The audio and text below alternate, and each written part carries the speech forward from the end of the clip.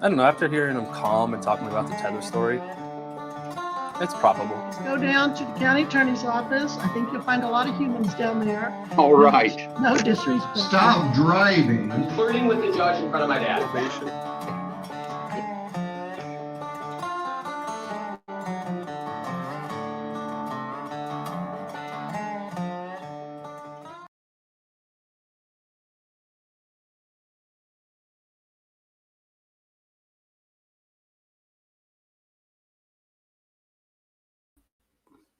There we go. There we go. Oh. All right. There we go. There we go. How's everyone doing? Welcome. Welcome. Welcome. Welcome. How's everybody doing? I've got some really good clips for you tonight. And I've got a good message, or an important message. But let's play through. First clip. I got a special guest. Boom. Hi. I wasn't ready for that. Then don't join. Hi. Hi. How are you? Good. I'm sorry. I'm super delayed because I'm like looking at the chat on my other phone and this on this one, so it's kind of confusing. But Fair hi, enough. everybody. Happy Tuesday. Happy You ready to watch Tuesday. some court? All right, let's watch some court. I'll put you backstage then. Yeah, I'm still trying to figure out how that works. All right, let's watch some court.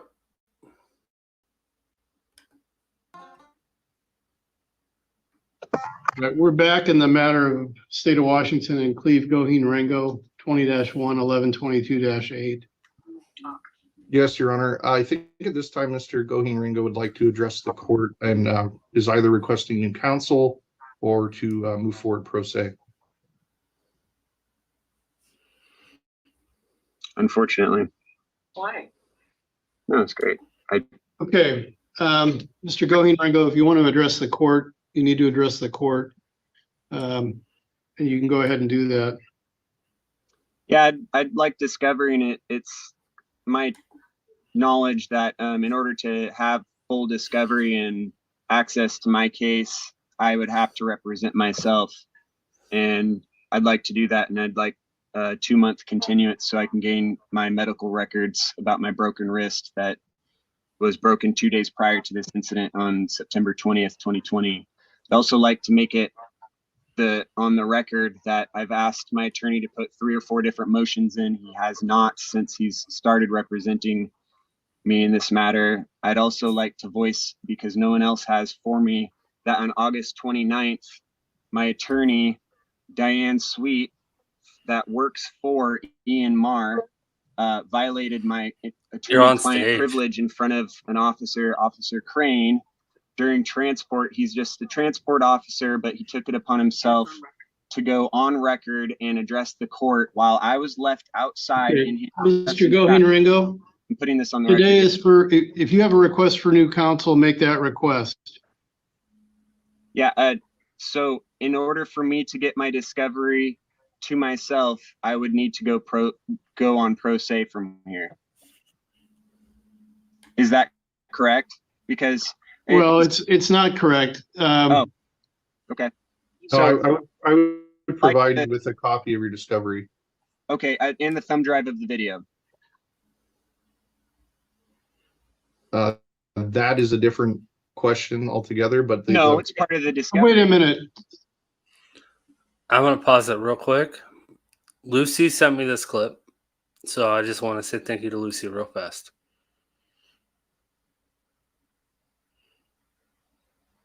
You're smiling over there. Do you want to say something? Me? Thanks, Lucy. Yeah. All right. I'm just observing. Thanks for participating. You're welcome. This isn't for you to argue with your attorney.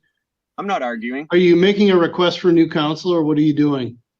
I want my thumb drive with the video that shows what actually happened that day. So I guess I need to stay up here and see it? I mean, I can stay up here and go into his office and watch the video. I've already seen it. But I want a copy of it. I believe I have a right to that. And I'm gonna have to spend probably $10,000 out of my pocket for a private attorney that will do what Mr. Marr could have done and what I was requesting to do, to put these very important, vital motions in a timely fashion. So are you able to hire an attorney who charges $10,000? I'm going to have some time to do that. Yeah. And I've been working my butt off here and doing all the other stuff that I have to do. I've got 5 children I'm providing for, trying to, 2 elderly parents that I work and caregive for. And, you know, my boss is elderly. I do farm work. That's why I do hard, honest work with my life. And I had to drive up 40 minutes just to get here because I thought it was in person. I want to show a good show to everybody that I'm here to take this seriously as can. I get here and I learn it's a Zoom hearing, so it's okay. I want to see the discovery. I'd like the full. Yeah, I will. All right. And Cool. I'd like a thumb drive, so I can go into an attorney's office and say, hey, do I have a case here? I'm sure anybody will see that I do.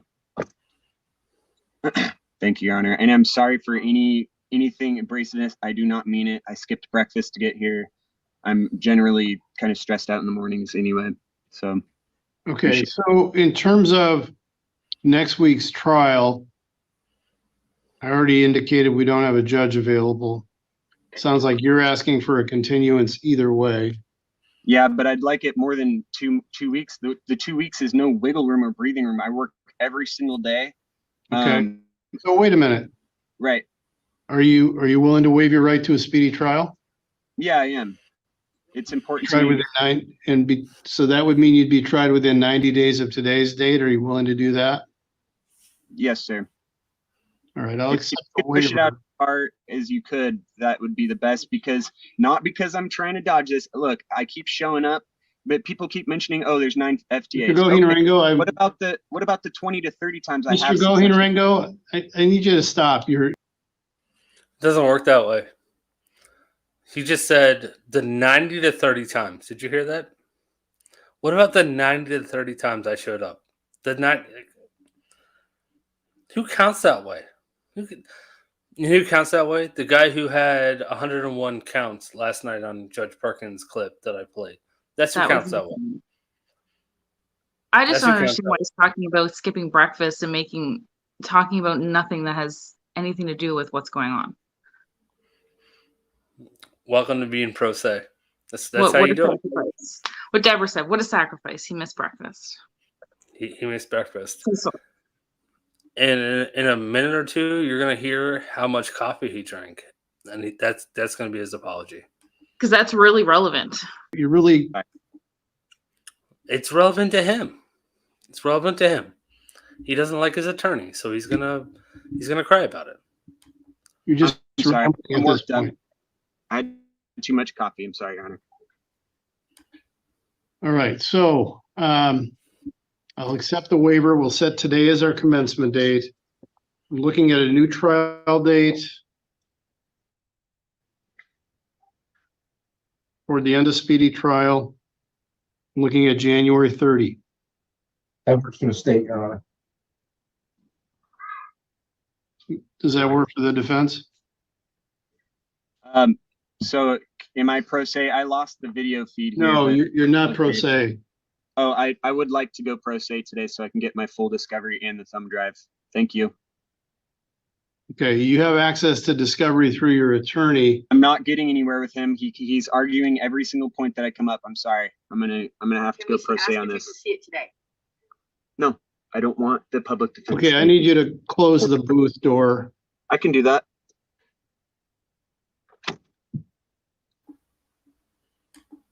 Yeah. And Your Honor, in regards to his request for new counsel, I can simply assert that I'm not able to file motions that I don't find are based on established case law, court rules.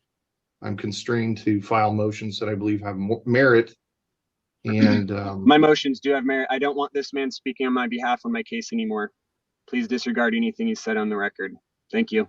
Well, I'm You not don't- going to disregard what he says any more than I disregard what you say. Well, he doesn't have my permission anymore to represent me.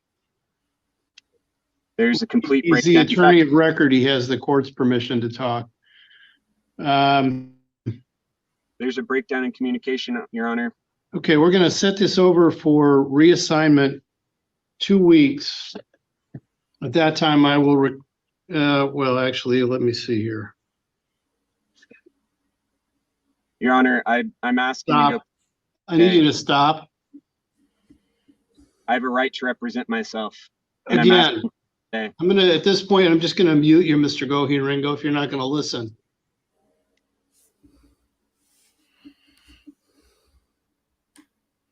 Kind of a common theme here.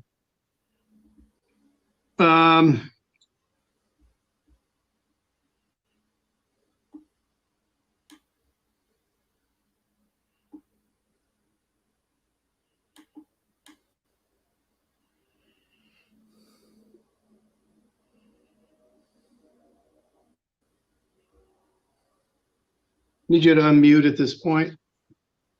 All right. So if you represent yourself, Mr. Goheen Ringo, you're going to be held to you're going to be held to the same standards as an attorney who's licensed to practice law would be held. Do you understand that? Yeah. How far did you go in school? I had a year of college. I also took 3 years of advanced placement, AP government and politics through Washington State, Evergreen Boys State. And Have you ever studied law or criminal law, first of all? no, but I have had 10 years of crash course, I would call it, involvement. Are you familiar with the rules of evidence? Somewhat. I've had about 10 years of crash course. Or maybe 2. I feel like I know a lot about how legal procedures work. Heather, you've been watching courts for a long time now. You don't like watching courts, but you still hang out.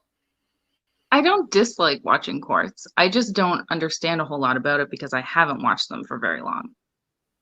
Okay. That makes sense. This guy's claiming... Sorry, go ahead. No, you go ahead. No, I want you to say what you're going to say. This guy is claiming to have 10 years of experience of crash course. Who says that? 10 years is kind of the mark of being an expert. This guy has 10 years experience of crash course law, which means he has 10 years experience of getting in trouble. I'm guessing, so now he's an attorney. So I guess that's equivalent to me saying I have 20 years of experience cooking, so I'm essentially a chef. Because I cook in my kitchen. Yeah. I mean that's a little different though. If you're cooking and making recipes, then yeah, that's how you become a chef. That's what you do. There's a lot of home chefs that are a lot better than restaurant chefs. That will never be disputed. I mean, you're an incredible cook, so, but you also worked in a kitchen for a very long time, so. Fair. All right. We want to finish this? I would love to. What does that mean? Could you explain to me? Either you're familiar with the rules of evidence or you're not, Mr. Goheen Ringo. What are the rules? I'm asking you to explain what somewhat means. No, I can't explain anymore. If you don't get that, I don't think you're going to do very well representing yourself. In rules of evidence, then any evidence that the prosecutor or the state has, I also have access to, and anything that I produce as evidence, witnesses or otherwise, that supports my defense, I also have to give access to the state. Is that the rules of evidence? Those are discovery issues. Oh, okay. the rules of evidence deal with what can be presented in court and what cannot be. There may be things that you think can be presented in court that may or may not be able to be presented in court, depending on the rules of evidence and how they apply to whatever it is you think can be admitted. Mhm.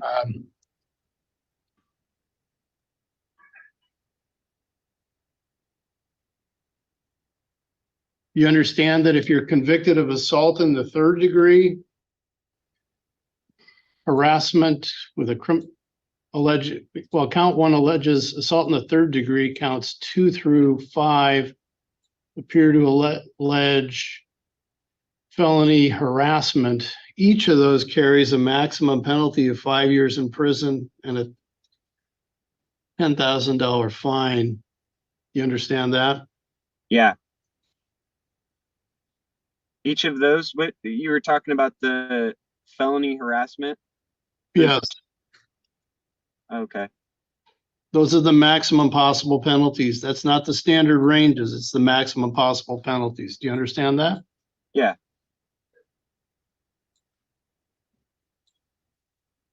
It's a really, as a Also know general that. proposition, it's a really bad idea for anybody to represent themselves. I would never suggest it, even if you were a criminal defense attorney, I wouldn't suggest it. And most people, in my experience, even lawyers who are charged with crimes, that happens occasionally, do not represent themselves. Mhm. Do you understand that? Yes. It's important to me that I'm able to have a copy of that thumb drive and my evidence so that I can pore over it day and night until I'm able to produce not just my side of the story, but an adequate defense for not just for me, but for my children's sake, so that they know the truth of what happened that night. Okay, And just, it's important okay, to me stop that for a second. I understand you want the thumb drive. Okay, I get that. Mr. Carlo, do you have any objection to providing a copy, an electronic copy of the video that he's referring to Mr. Goulding Booth? I do not, Your Honor. I'm not Golding Booth, I'm Goheen Ringo. Sorry. I'm sorry. Yeah, I apologize. it's okay. I was celled up with Golding Booth. He's quite the character. I pray for him, believe it or not. That he is. Okay, so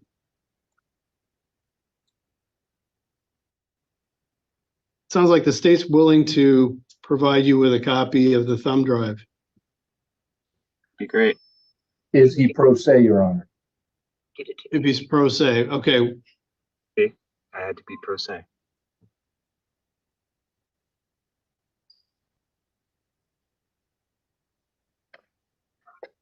All right, I think that's an important distinction. Yeah. You want it today while we're here? I'm up here in Longview, so I can pick it up today, Your Honor. Well, you're not going to get it today. I doubt you'll get anything today. Well, I know my attorney has a copy of it. Okay, we don't need to have discussions about all these things at this point.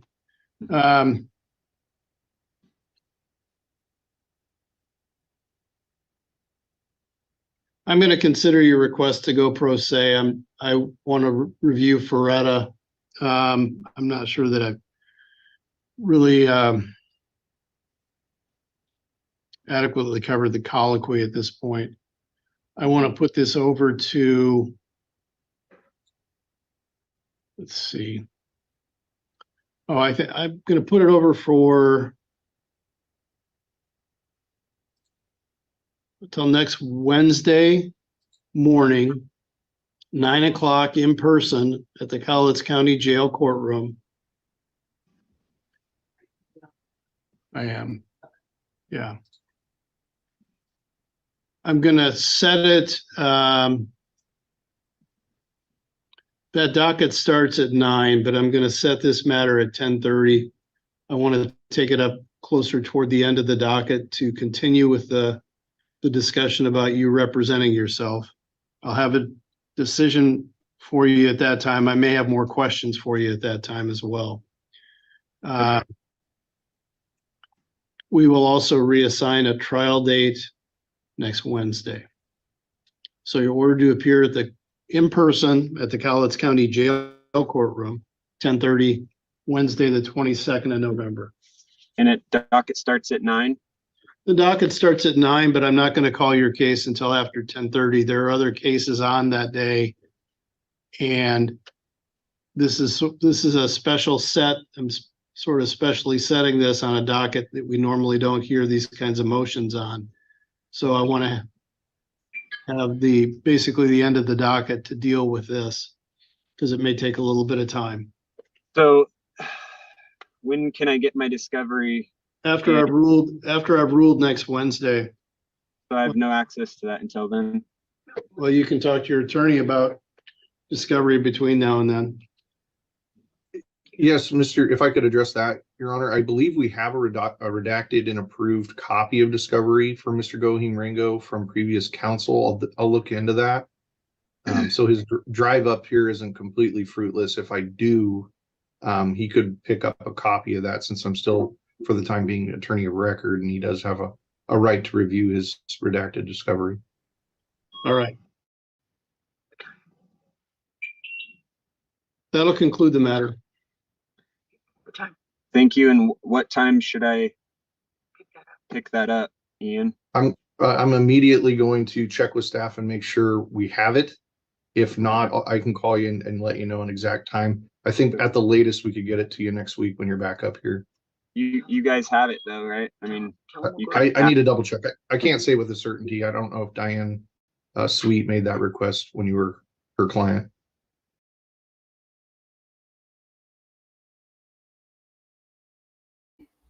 All right. Hopefully you guys can hear me. This was going to be the period where I was going to give you a sob story and e-bag. Because I'm about to lose my apartment. And that's why I had Heather up here. There was going to be a whole spiel, but it doesn't matter anymore. I've got someone in chat who pretends to be someone they're not. So, yeah. I'm going to let you know. I'm just going to play this through because it doesn't matter anymore. But I was going to say that I am about to be evicted out of my apartment. I was going to put my link tree in eBay, but at this point, it doesn't matter anymore. So I'm just going to play the clip. You guys have a good night. Okay. All right. And so we are on the record in the matter of the city of Wyandotte versus James Brunner, 231994.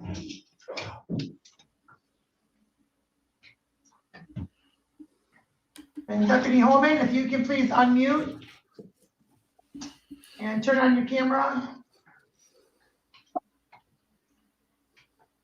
I think if you could just remove your hat since we're in court.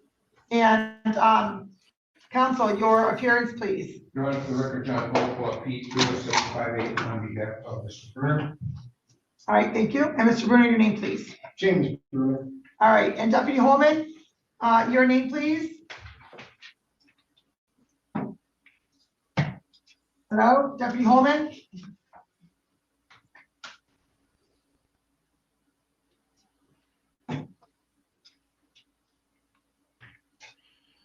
I think he might be frozen. Ma'am, I can't hear you. Oh, there you go. Can you hear me? It looks like you're muted. No, I'm not. I mean, my screen looks like I am, but our audio is through the court. Can you hear me?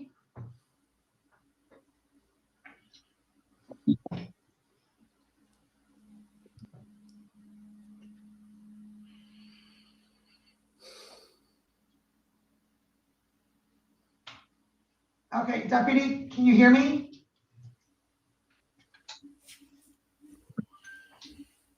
When I'm looking at your Deputy video Holman, right now, it shows that your microphone is off.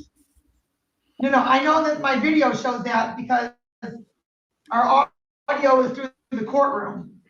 So if you're on your phone, you'll have to change your camera view. Can you hear me or no? I can hear you now. Yes. Okay, yeah, that's because the, it's on our audio, but can you maybe take me out of your ear, please? Yes. Okay.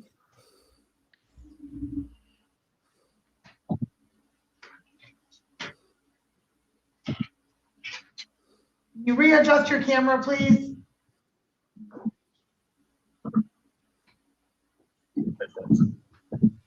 Okay, there we go. Okay. All right, and then can you just please remove your hat since you're in court? Okay, thank you. And you're not driving, right? Can you repeat that again, please? You're not driving, are you? I'm not driving. My partner's driving. Okay, perfect. Okay. All right, so I just want to make sure that you can hear everything. Can you turn the TV volume up, please, and the Polycom volume up? Maybe that's, Yes, I can hear you when I put it in my ear. okay. But maybe just put the audio to your ear and not the camera. Okay.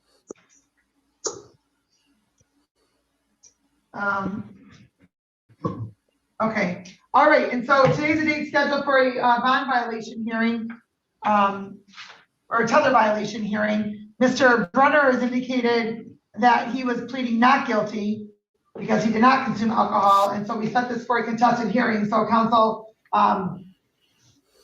what's going on? Are we having the hearing? All right. All right, Deputy Brunner, or Deputy Holman and Mr. Brunner, please raise your right hands. You solemnly swear from the testimony about to give this man to be the truth, the whole truth, and nothing but the truth. Yes, ma'am. Yes, ma'am. All right, thank you. Can you hear me better now, Deputy? I'm sorry, repeat that. Can you hear me better? Yes, ma'am. Okay. All right, well, we turned the volume up on our device as well, so. Thank All you. right, and so Deputy Holman, I'm sorry, is there an individual that your client has here, so that person will have to be removed from the courtroom? Yes, you step out. No, you have to step out of the courtroom, ma'am. Yeah. All right, and so Deputy Holman, Mr. Brunner was on the alcohol tether. And it's alleged on October 18th of 2023 at 0700 hours, there's a confirmed alcohol reading.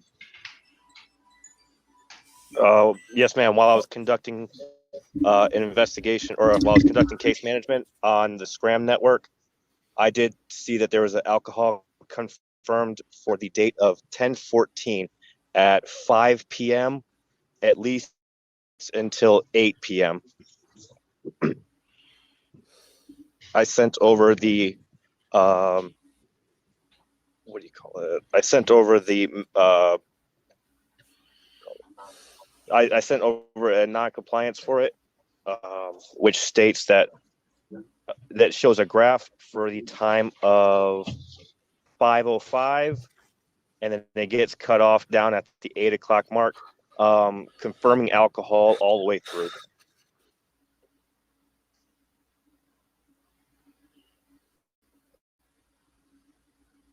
All right, and what were those dates? October 15th? October 14th, 2023 at 5:05 p.m.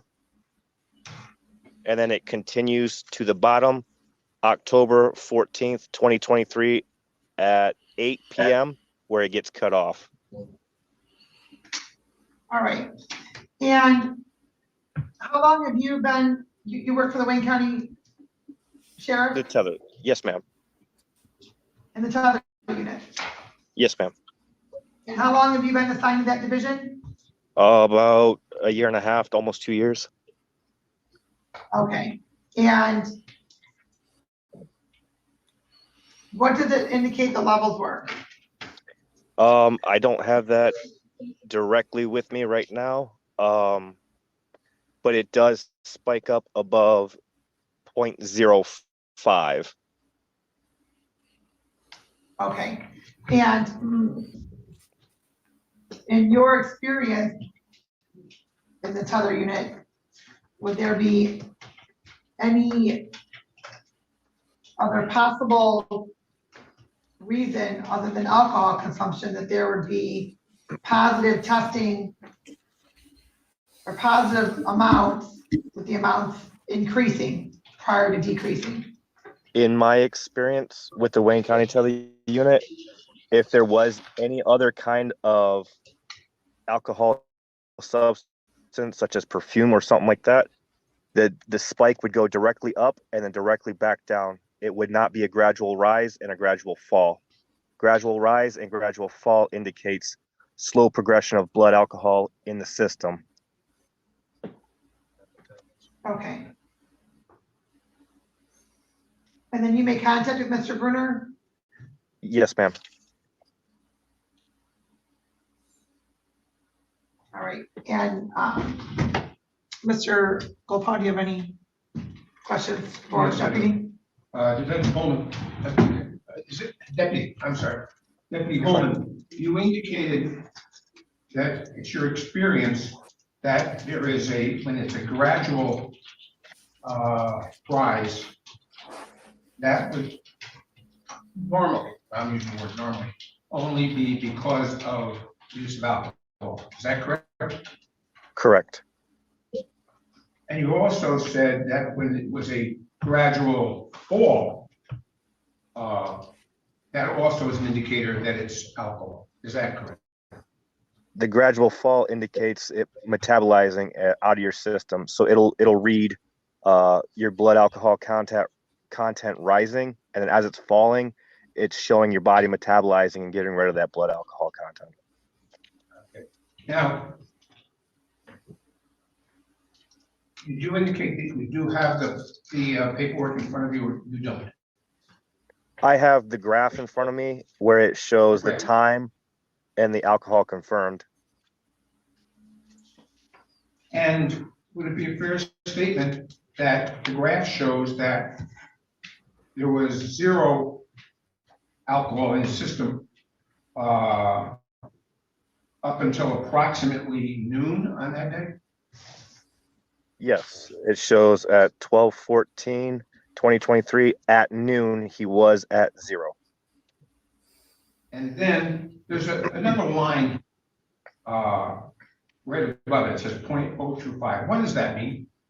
This line here, that's at the 0.025, that's the Yes. indicator of it being attached, or the monitor on his leg. If there was something in between the device and the leg, this line would show very jagged. The bumps that you see could just be an adjustment of the device that's attached to his leg. And then the line that's above that at the very top indicates his body temperature level. Okay, thank you. Yes, sir. Now, so it's your, let me ask this question. Are you aware of any prior violations of the tether by Mr. Brewer? Am I aware of any prior violations by Mr. Brunner? Yes. Not at this time. I'm not aware of any. Okay. And I take it, and correct me if I'm wrong, part of your job is to monitor the tethers. And when you see this as a alleged violation, then you then go and make a report and then go pick the individual up. Is that correct? Correct. So on the day in question, which was the 14th, that's not when you went and got Mr. Holman. Is that correct? That is correct. I did not go pick him up on the day. Okay. When you picked him up on the date, would it be a fair statement that he was quite surprised that he had allegedly violated this? He appeared to be correct. He was surprised, correct? Correct. Did you have any conversations with him about it, discussing why he I did. may not have? I did. I And- sat in the back seat with him. I showed him the graph of it. I showed him the gradual rise and the gradual fall. I explained to him how we read this. And then we transported him to the jail. We had just conversation, normal conversation on the way back, not dealing with the tether. I told him what was to be expected. I told him I was going to set him up for court the next day so that he can talk to the judge. I said I was going to send a copy of the reports to the judge so that she could see it and review it. I explained to him typically my experience when coming across people who have violated, they typically get back out, they get reinstated. I told him that there's no guarantee and no promises to that, but just to calm his mind, I let him know that in fact, most of the time they do get back out on Tether. I understand. Thank you very much. And during this conversation, he denied using any type of alcohol. Is that correct? He did.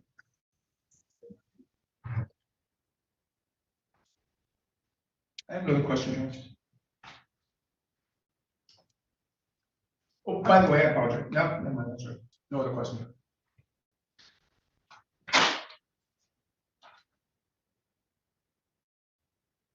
All right. Any reason why the deputy cannot be released from testifying? No. Okay. All right. Thank you very much, deputy, for coming in to testify. Yes, ma'am. Thank you. You're excused. Thank you. All right. Thank Have a you. good Good day. luck, James. All right. And counsel, any witnesses? Okay. Hold on, Mr. Goldberg. Joking about it. Can you just tell them her name, please?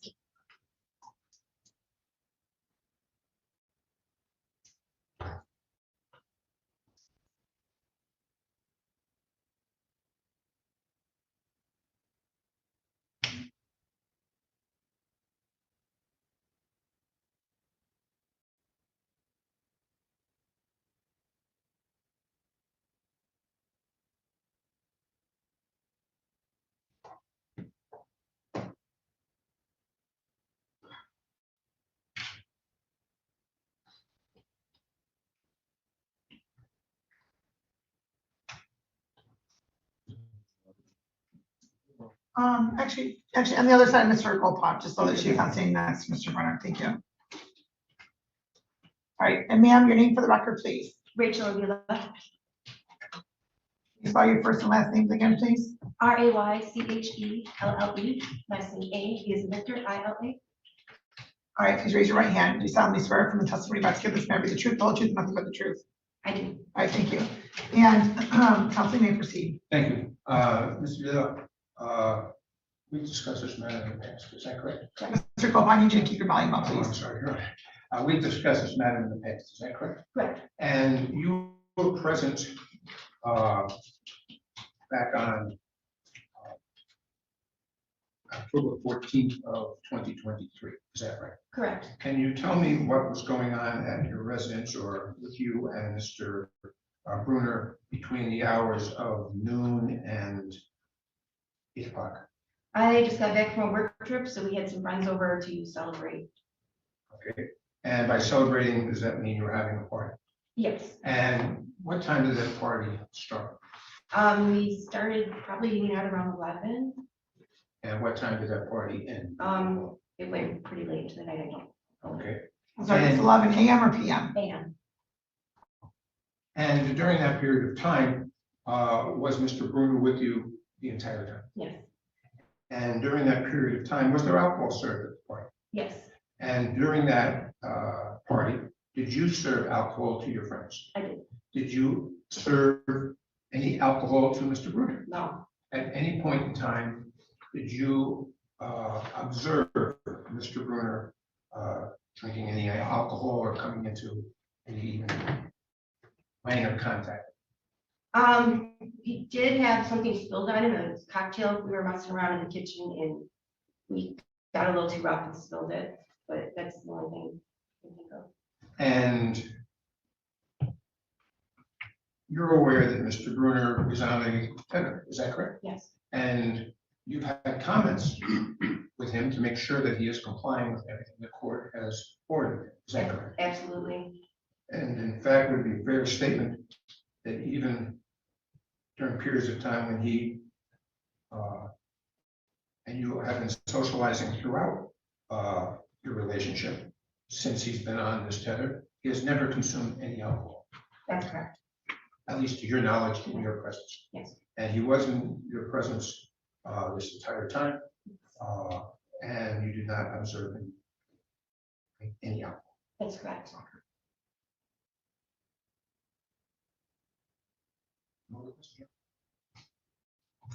And ma'am, what did you observe Mr. Brunner drinking that night? Sprite. In the can? Yep. The entire time? Yes. You never had anything else in his hands? I don't believe so. Maybe Dr. Pepper, but I know it was definitely Sprite. And were you next to him the entire night? Other than going to the bathroom, yes. Mr. Brunner never got up and walked somewhere and you stayed sitting down? Not that I recall, we were pretty all over each other. For 12 straight hours? Pretty much, yes. I don't recall maybe.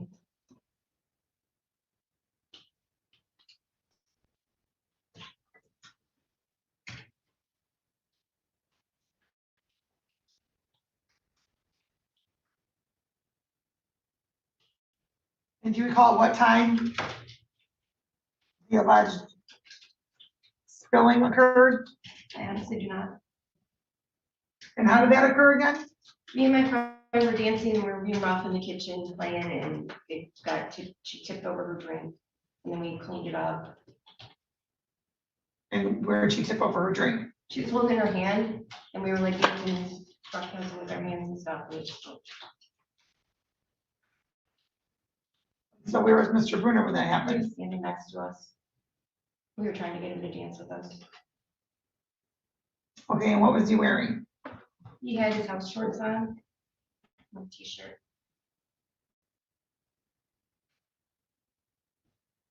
And was he standing next to you, next to your friend? He was standing next to us, both of us, because we were just standing like, he was in front of us. He was in front of you? Yeah, well, not like in front of us, because we were standing like this and he was standing right. So you and your friend were facing each other and he was he was standing next to where the two of you were facing each other? Correct. Was he facing you or not facing He was you? facing us. And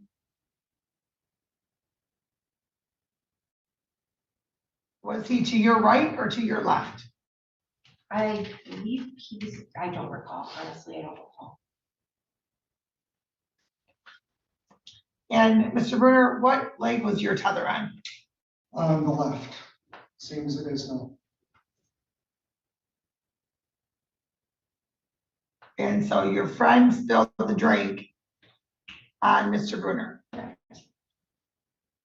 counsel, I know that he wasn't really testifying, but I just had a quick question. And your testimony is it just happened to go down his left leg and not any other part? I don't know exactly where it all spilled. I know we did spill it on him. Okay. And any further questions based upon those questions, counsel? None of this was shown. All right. Any further witnesses, counsel? No, you're right, just. Okay. All right. Thank you, ma'am. You may have a seat. Thank you. Mr. Brunner? Yes. You've been on an alcohol tether since Hold on, everything's muffled because someone's not continuing to keep their voice up. Brunner, you've been on an alcohol tether since about October 4th, is that correct? Earlier than that, I was put on the August. Okay. But there comes a point in time when you're on this alcohol tether and you know what all the rules and regulations are. Absolutely. Okay. And one of those rules and regulations is not to drink alcohol. Is that correct? That's the biggest one. It's the biggest one. And throughout that time, you never had any violations of your alcohol test. No, sir, it's not worth it. And you've been on probation or you were on bond for a lengthy period of time. Correct. And prior to you entering into your sentencing, you never had any violations of bond violations or any other thing dealing with alcohol. Is that correct? That is correct, sir. And you were scheduled for sentencing in this particular matter a couple of weeks ago, correct? On the 25th. And from the point in time that you entered into your plea until the date of sentencing, other than this alleged violation, you were not violated in any way, shape, or form for your bond or probation. Is that correct? Yes, sir. On October 14th, 23, we heard testimony that there was a party going on at your house Correct. where other individuals drinking alcohol. Yes, my girlfriend and a friend of Lindsay, sorry. Okay. And was there anybody else at this party? My 2 kids and Lindsay's 3 kids. All right. And at any point in time during that party, did you consume any type of alcohol? No, sir, no. You indicated that, and Ms. Avila indicated that at some point in time, there was a spillage of alcohol and it came on you. Is that correct? Correct. And do you recall approximately when that occurred? No, sir, sometime while we were making dinner for the kids, we were all making our own pizzas, we had the music on, like she said, and she was trying to get me to dance. We have a very small kitchen, and while accidents happen, that's exactly what it was. And no other questions. This one.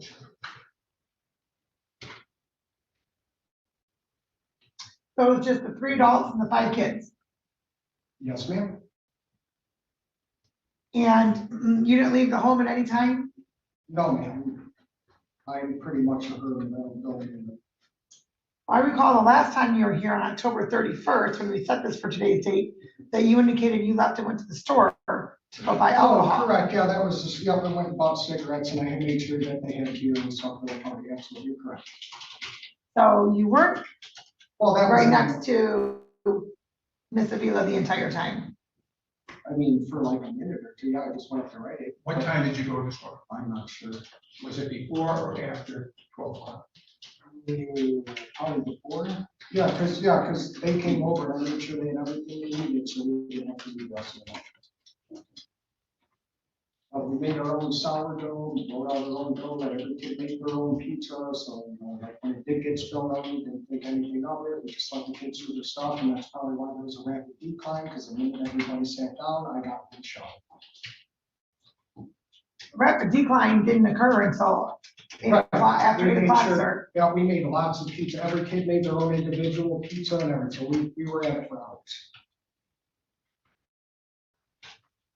Okay, but there is a gradual incline to the peak amount of just over 0.05. Right. And then it was going down.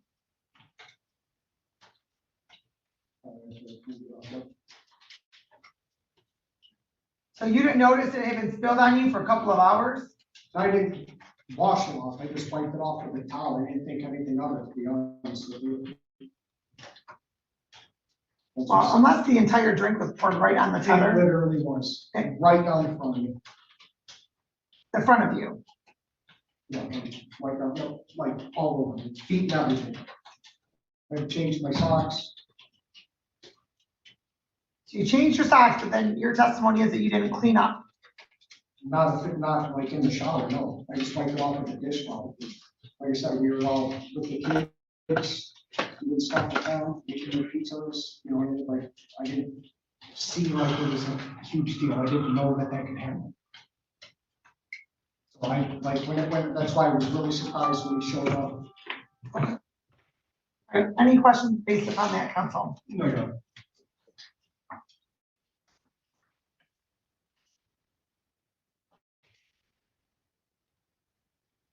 All right, anything else, counsel? No, Your Honor, only that I've indicated that, as you're well aware, and talked about this, the court said she would bring this up at our next hearing. Mr. Bruner is on probation to this court.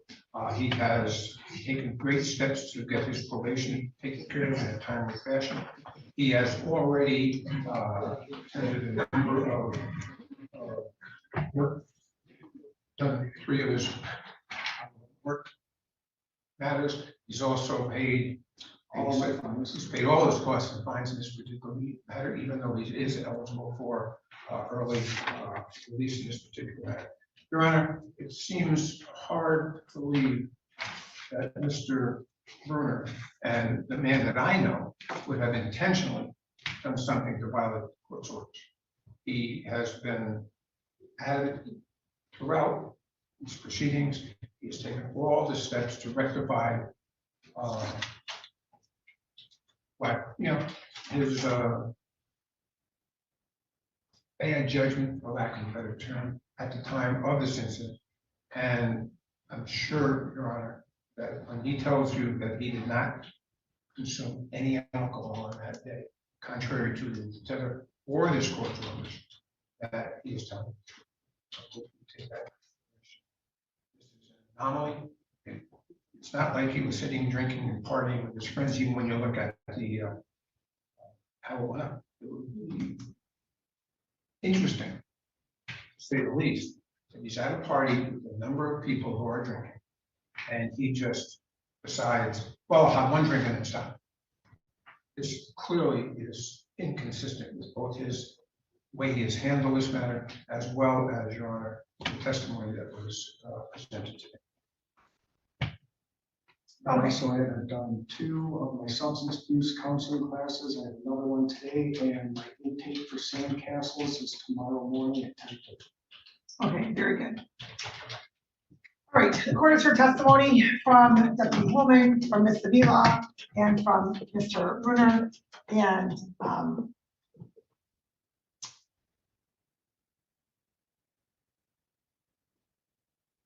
Ms. Davila testified that Mr. Bruner was by her side the entire time. They were pretty much all over each other for 12 hours, which, based upon Mr. Bruner's testimony, that he had left for a little bit to go to the store, and then they were rolling pizza dough all day long. I'm not sure how that's all happening when people are on top of each other, but in any event, the court doesn't find that Ms. Davila's testimony is completely credible.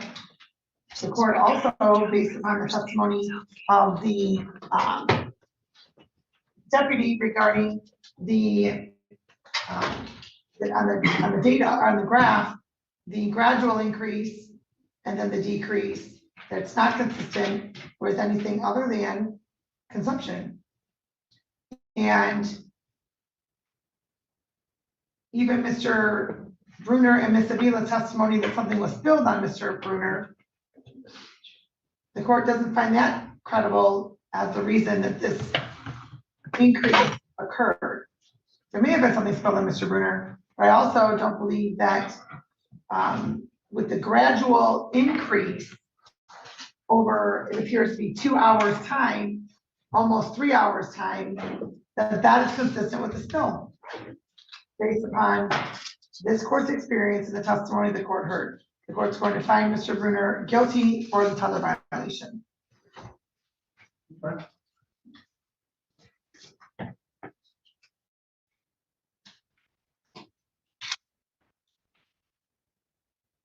The court will order 3 additional days on the Tether as sentence. Thank you. Set the over probation. Somebody will be with you shortly. Thank you, Your Honor. Thank you.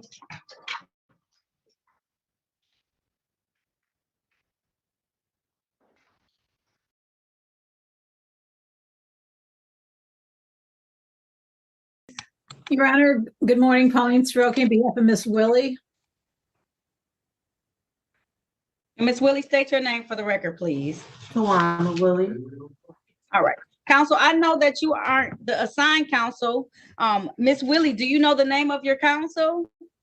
No, ma'am, Your Honor, I do not. I just was told by my tether officer that my battery and my tether didn't work and to bring it in. And when I got there, he locked me up and said that I violated. So the problem is that, did you just have whoever was house counsel that day who helped you with it? Or did you have signed counsel, like it was somebody who's going to follow your case to the end? Do you remember, ma'am? I believe it was someone who's supposed to follow my case to the end.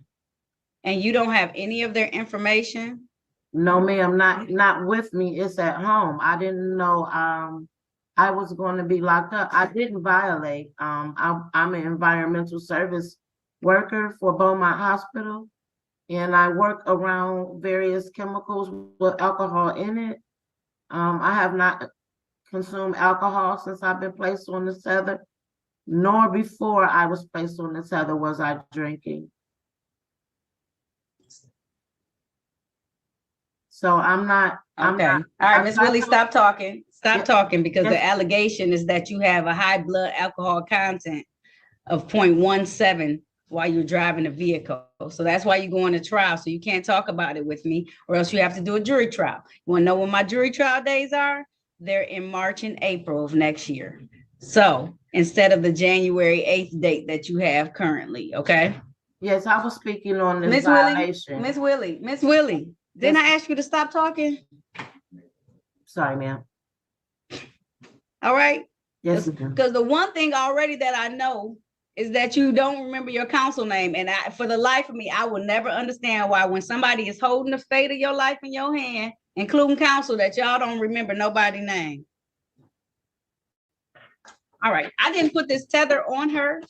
Counsel, did you have anything you wanted to say on her behalf? Your Honor, I did have to speak with my client. She is gainfully employed. I'm going to ask the court to at least allow her to be released and get back to work. I don't know what the situation was with the tether, so I'd ask the court to take it off. I don't know if the court's willing to do that at this time, and just increase maybe random testing, because they're expensive, alcohol tethers. Yeah. Your Honor, at this point, for the prosecutor, I'm asking for a bond on this case. Probably going to ask for a cash bond on this case. You want to ask for a cash bond? Yeah. How much can you afford, Miss Willie? Your Honor, I just started my job in October. All right.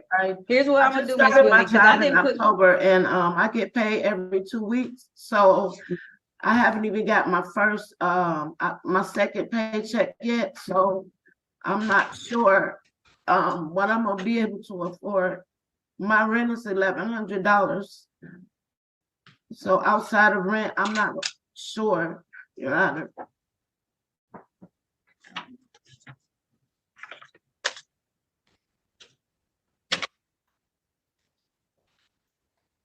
I didn't put the tether on her. Is that correct, Miss Willie? That's correct, Your Honor. You did not.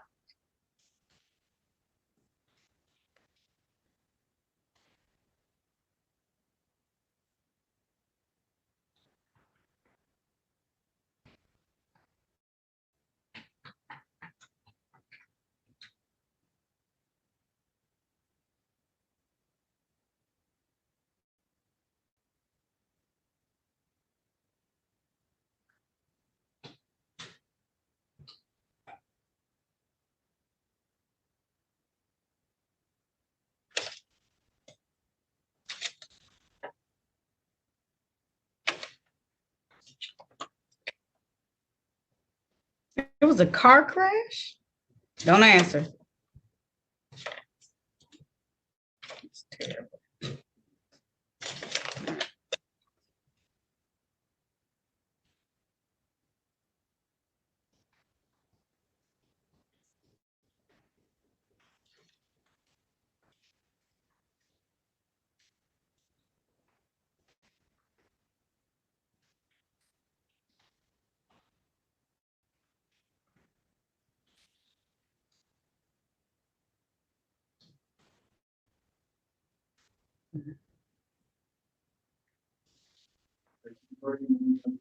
Do you have a license? What did they give you back at the scene? Did they give you anything to drive? How you been getting to work? My husband takes me back and forth to work. Can your husband post any type of bond for you? No, ma'am. My husband receives disability, Your Honor. He's so spectacular. He receives $609 a month. I just work and I'm a college student. I don't, I haven't violated since I've been on the tether. It has to be the chemicals from work. I do bed pull. When patients leave, I have to clean the beds, clean the room with different chemicals that has alcohol in it.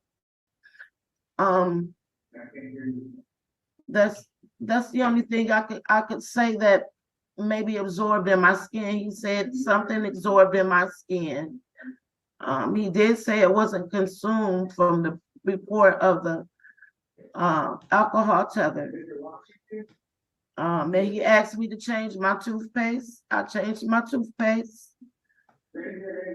That's the only thing I can think of, Your Honor, of why. Really, the concern is that for me is that so you got it's alleged you got in a car crash when this alleged incident happened back in 2020, and then they did the blood pool at that point in time, and so you denying all allegations altogether, which scares me. No, don't say anymore. Don't say anymore. Oh, okay, anymore. okay. Is the court concluding that because she's requesting a trial? No, she's innocent until she's proven guilty. Okay. That's always how it is, right? So it's alleged that she has that, but y'all won't let me finish talking. Y'all so quick to jump in. Golly. Gee Willie Whiskers. All right. Ms. Willie, I'm gonna let you out. Against what they want me to do. I'm going to have you drop and screen though.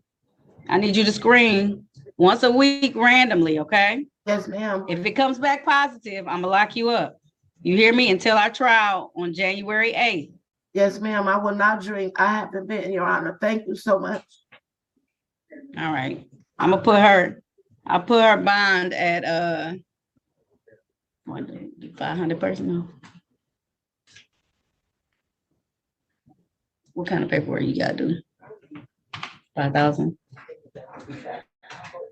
5,000 personal is what I'm gonna set her bond at. But the requirement is gonna be weekly random drug screens. First one you test positive and you'll just sit in until your trial date, okay? You'll sit in jail. Yes, ma'am, Your Honor. Can I ask one question, please? Yes. I have to be to work at 5 o'clock every day. So will that be before 5 that I will have to do the testing? I don't know what time they call you. Okay. So it'll just be whatever time they'll tell you to report that day. And you got to make sure you get there that day. Okay. Okay, thank you. All right, you're welcome. If there's nothing further, we'll get those documents over to the jail. That concludes this hearing. Your Honor, so then does she need to call probation when she's released to set that up? Because who's gonna? I don't know how this goes. It's gotta be, gotta set up the drug test screens. So I'm confused, Attorney Soroka, because she's not on probation. So I don't know who's doing what. Like, I don't know who handles the. If there isn't a pretrial screening unit, I believe the probation has to handle it. And I think that when we have cases like, where there aren't convictions and we're waiting, they step in those cases. So. Okay. You need to call this number. 313. Can I have something? I know you can't remember it. Can you take down a number for her, jail? Yes, ma'am. Hold on. Okay. I know. Okay, then ma'am, if probation doesn't help you, you need to get back in touch with this courtroom right away, okay? Yes, ma'am. What? 965 31. 25. No, a total of between 4 and 1250. I'm sorry. I was looking to see where it was. There we go. I was seeing where the video was. It was almost over. You guys want to see something else? You guys want to see something else? I got another clip that I've been waiting to put out for a while. And I don't know what I can put it out for. It doesn't really make sense. but we can play it. You guys can enjoy your court. Calm and talking about the Tether story. It's probable.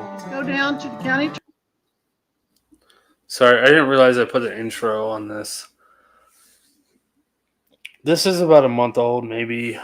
It's a really sad case. I'm sorry. I don't know. Can you guys hear me first and foremost? Can you guys hear me? I don't even know. But this is a case I wanted to play like a month and a half ago. I sound sad. I can only fake it for so long, man. Let's just go.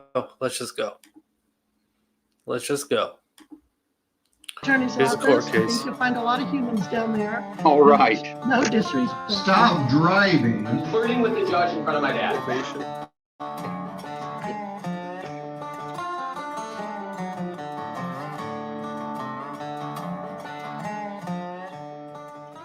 Afternoon, Your Honor. Elizabeth Lippett from the Attorney General's office on behalf of the people.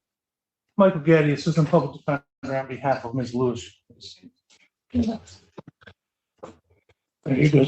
Ms. Lewis, you're before the court today for sentencing contest on July 24th, 2023 to 3 offenses in 1 case, embezzlement.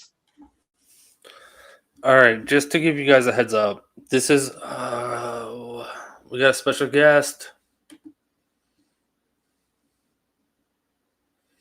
Hi. Apparently, we're still accepting special guests. We are. Are we we're accepting the special guests now? Thank you for having. Can you hear me? I can hear you. Good. I can hear you too. I hear that it's not going that great, so I'm glad that I'm watching the chat and people supporting you. And guys, if you can, please go ahead and donate. Colin's got the links. I know the chat has got it going. Some of you have already done it. Please, just any little bit helps. Seriously, it's important. As somebody who's been demonetized before and knows the feeling, it is very gut-wrenching and hard to deal with. And I commend Colin for continuing on.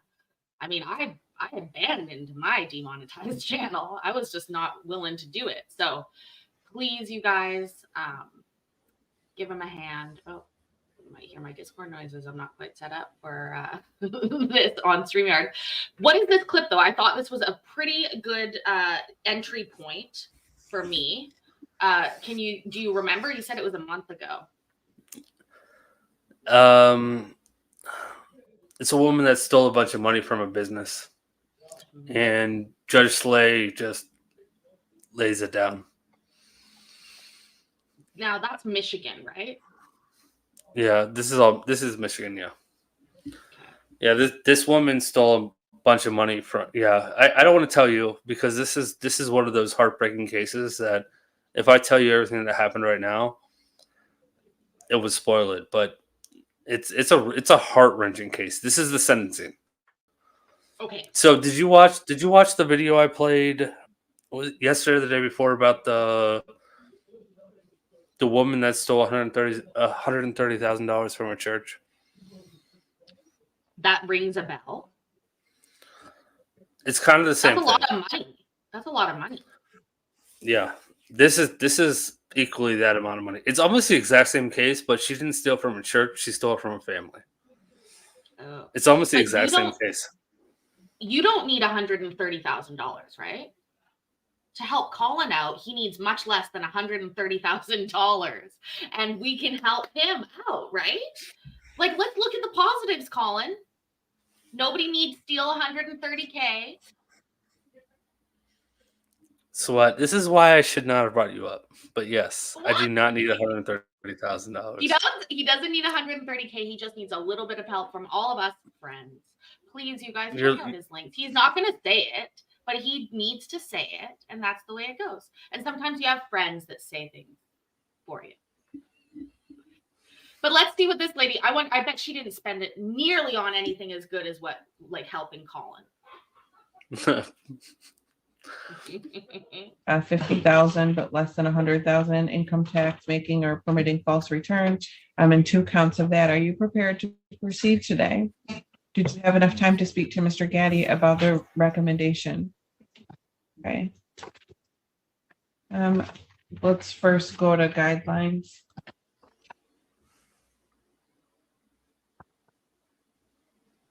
Madam Prosecutor. Your Honor, the people have no changes to the guidelines. Mr. Gaddy. Your Honor,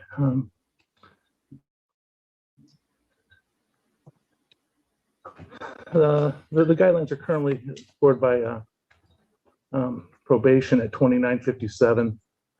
Item scored at 1938. The reason being, I believe PRV 5 was scored at 10 points. Yeah.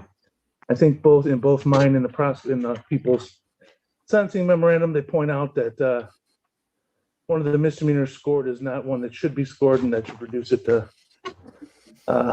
lower. KCC, you don't have to hang out. You can bounce.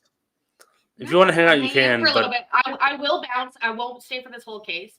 You can tell I'm slightly distracted, but this is the way that I stream, and I can only bring me. But seriously, my dude, I know it's hard right now, but you got to turn your frown upside down. I think we could even turn your camera upside down if that would help. Would you prefer to just stay frowny and then we'll just turn you entirely upside down? I don't think my camera would work upside down, but I can try it. Oh, that's right. I am apparently more technical than Colin, which I'm joking about. But seriously, you guys, I can't stay for this whole case because I haven't eaten my entire dinner yet. It is still here. But I am listening now, and I did want to pop in and really encourage you to support Colin through this hard time. I also want to say every time I hear this court talk about Mr. Gaddy, I think of Mr. Gotti. Like it's the same dude. mafia It's the guy. same dude. No, it's the same dude. Have you seen Mr. Gotti when he's in his office? He has the sun shining back with no lights, so all you see is a silhouette. It's the same dude. He looks like a mobster when he's remoting in. Right? Every time I'm a big fan of Gotti. I'm a big fan of Gotti. Okay, yeah, I got it. All right, let's play a little bit more. I got about 5 more minutes, and then I will wave goodbye. You can peace out. Thank you. I know I can peace out anytime I want. No. What you don't know is I'm about to bring us to the side. I wasn't going to play this clip. This is a month old that I didn't know where to play it. So I'm going to move us both to the side, and that way. Then you can just leave. Go eat your dinner. Okay. Well, I mean, appreciate it is. What is it like? 2:25 your time? No, it's 6:42 p.m. Oh, so like 4 o'clock. Okay, 4 o'clock real time. You're in Canada, so you don't do anything real, right? I'm so West Coast Canada. That barely counts as reality. All right. So what is it? You're gonna say it's like 10 degrees, but really it's what's the actual real degrees? Hold on. Oh, no. I've actually been working. Everybody that comes on my channel knows that I've been working on learning my American temperatures. Hold on. I will tell you how to translate Celsius into Fahrenheit really quick. But you don't. Okay, you can tell me. And here's the problem with translating it or doing the issue, like doing the conversion. I can do it really quick. I can literally tell you how to do it real quick. Okay, tell me how to do it. All right. So you tell me what Celsius, what is it right now to you? Okay, well, like literally right now, I will tell you. Don't tell me Fahrenheit, tell me Celsius. I know, I got to change it back. It's 4 degrees. All right. Multiply that by 2. 8. Plus 32. 40. Then just like subtract 1. Is that like just an extra part that you added to that Well, one, or is that part of the thing? No, you just subtract 1 or 2 degrees. That's all you got to do. So that's Okay, the because my conversion. phone disagrees with you. No, Just so you know. So what did you say it was? So I will tell you. I was walking you through the formula. So you multiply it by 1.7, then you add 32. So I always round up to 2 and then just subtract a couple degrees, and I'm always right around the ballpark. So that's the easiest way to do it. So you said what did you say it was? It's 4 degrees. 4 degrees. So you multiply it by 2.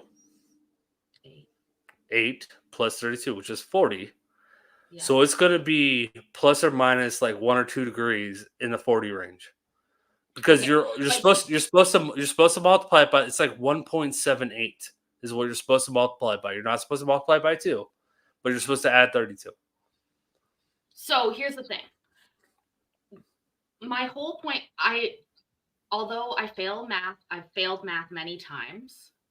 So math is not my strong suit. What I was trying to learn was, as an American, when somebody says the temperature to you, you have a general feel of it based on what they say, the number, right? When somebody says it's in the 90s, you know it's hot. When it's in the 50s, like you get that, right?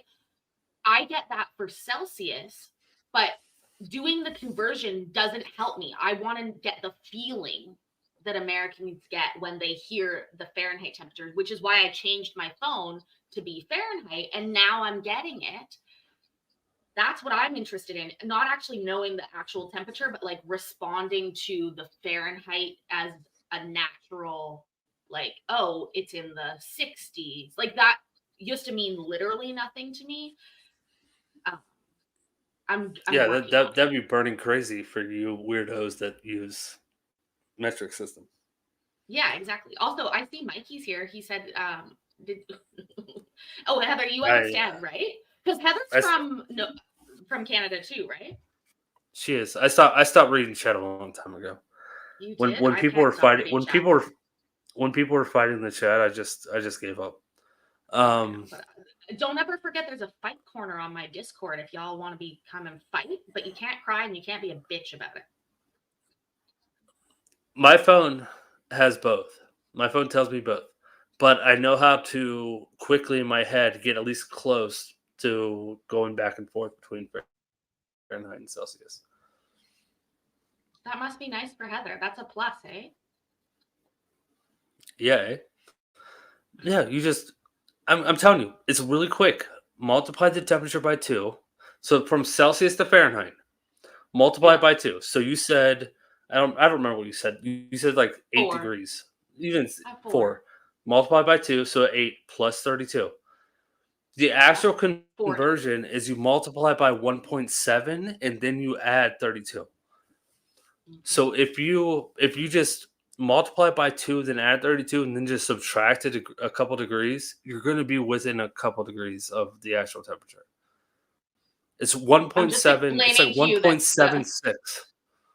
And then the other way you divide it by 1.76. Again, you don't divide by 1.76. You divide by 2, and then you just add a couple degrees at the end because you're rounding, and then you're going to be within a number degree ninja. I'm a number Colin, ninja. I'm not joking. I failed math 8. I failed math 9. I failed math 10 3 times. Okay, while working at a bank though. So real world math, I'm good at. You failed math while working, and we're talking about this case right now is someone who stole a bunch of money from a family. This is a sad case. All right, let me say that this might be because a good time to say, oh, I failed Spanish too. Oh, Deborah, I failed Spanish. I failed sewing. I failed lots. I should say goodbye. I actually always. I actually passed. Okay, let me.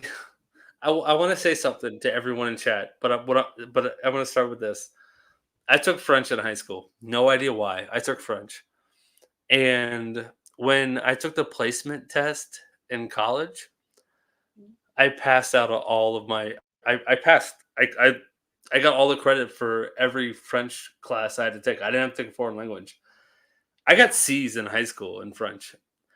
The only class I got a C in all of high school was French.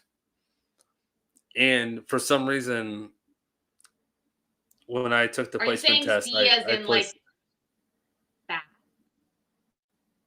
Yeah, C. you are, aren't you? Yeah. I you're got thinking C's. that I got C is a bad. C's.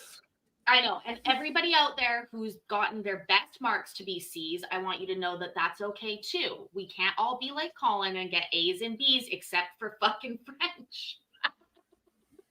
Yeah. What a humble brag. Oh my God. That wasn't supposed to be a humble brag. I was literally just about to say that I have a list of people I need to thank for super chats. Oh. Because I had people fighting in my chat and I decided to throw a temper tantrum and I just quit. Oh. Because of you, KCC, I came back. Did you see what happened earlier? Or did you just happen to just pop around at the right time? With the fighting? Yeah, you have no idea what happened. I do think I know what happened. I did some talking in the chat. Obviously, you haven't been reading it. Again, people want to fight, they can come to my Discord and fight. Again, no crying afterwards. Are you talking about the app thing? No, That's all I'm going to it was say. a different fight. That's all I'm going to say. I have to make an entire video because a lot of people have been supporting me over the last hour. So I'm gonna have to make a video Really? that's not about court. Yeah, I've got a lot of loving support over the last hour. I'm so glad to hear that. Honestly, Colin, I was really worried, but I was also understanding and actually very, very confident that the community that rallies around us would be supportive of you. And that makes me very happy that that's come through. I hope that relieves a little bit of stress for you. A little bit. I'm sorry, you don't get to do the same conversion that I get to do, which is I got XYZ of American dollars, which translates to more Canadian. It's kind of the same thing, though. It's kind of the same thing. The Canadian to American dollars is almost the exact same conversion as Celsius to, real temperature. True. The reason I said real temperatures, what's on your oven? What's on your oven? Do you turn your oven to 300 degrees or do you turn it to I don't know, 87 degrees? I was born in Scotland, so I bring it to gas mark 6, like British people. That's a joke. Gas mark 6. No, I don't. That's what they use in Britain. They actually have like numbers on the ovens. Yeah, numbers like temperature. Like that's what you measure things in is numbers.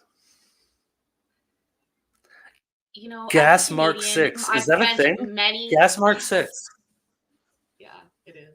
Here's the thing. As a Canadian, I have grown to love my American neighbors and their little quirks. You guys want to be different, and that's okay. You can be different. And I think that it's okay. You want to watch something funny? Sure. And this isn't. I can't play it. My channel will be demonetized and kicked off the internet if I played this. It's an SNL video with Nate Bargatze when he was dressed up as George Washington. Okay. This was about. I'll write 2 it weeks down. ago. You have to watch it. It's like a 5-minute skit. It's a 5-minute skit, and it's cable. Cable. You have cable? What? Where do you watch this, on the internet? Yeah, I watch everything on the internet. Okay, I wondered. SNL skit with who? Bargatze? What? Nate Bargatze. When he's George Washington. Has anyone seen this in chat? I haven't read chat in a long time. Someone say in chat. Oh, look! Gas mark 6 is 400 degrees Fahrenheit. Oh my God, I was pretty close. It's actually a thing in that's how they do it in Britain. Yeah. All right. Anyways. All right. So this is what I'm gonna do. knows. Oh, Deborah's awesome. This is what I'm gonna do. There are a lot of you that have showed support tonight, and I very much appreciate it. You as well, KCC. Oh, by the way, I'm not allowed to call you KCC anymore. Uh-oh, who told you that one? Everyone in my comment section, like, who's this KCC person? When I search KCC, I can't find KCC. So I gotta start calling you Kitchen Court Chat. I can't even say it. Kitchen Court Chats. Okay. I gotta start calling you. Some people call me by my name, which is also allowed. What? I thought your name was KCC. Close. It's not quite. Kitchen Court Chats. You know, my first channel was called Kitchen Court Cases. It was demonetized, and I was really down, but I wanted to make a second channel, so I did something very similar. I did Kitchen Court Chats because I figured I was gonna chat more. Yeah, my name is, I guess, Kitchen, but in reality, it's Paisley. So some people know me by that. Kitchen Court Lady. Paisley. If you look at the analytics, yeah. If you look at the analytics on YouTube, sometimes people look me up saying weird things. I'll just say that. I know how the analytics work. I think it's funny sometimes because it shows you what channels will redirect you or what people search to find you. Mm-hmm. No, it's funny. It's funny, but I'm sure you get a lot better ones than I do. One day we'll have to do a little expose. You'll win. You will win. But we can do an expose. All right. Okay, I'm gonna go. ACC. I'm gonna let you say thank you to people, and I'm gonna say bye bye. All right. Well, thank you. Can I say thank you before you say bye bye? You can. You can even All right. say it again. KCC. Thank you. Thank you to everybody that helped her get to 500. That was very amazing of everybody.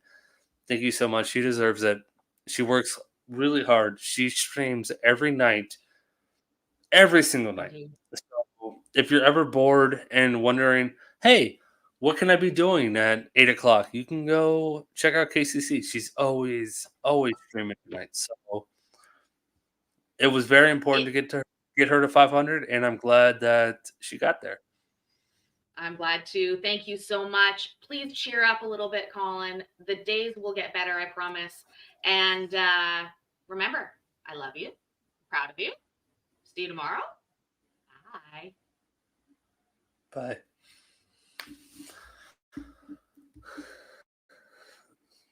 All right. All right. So we have a situation.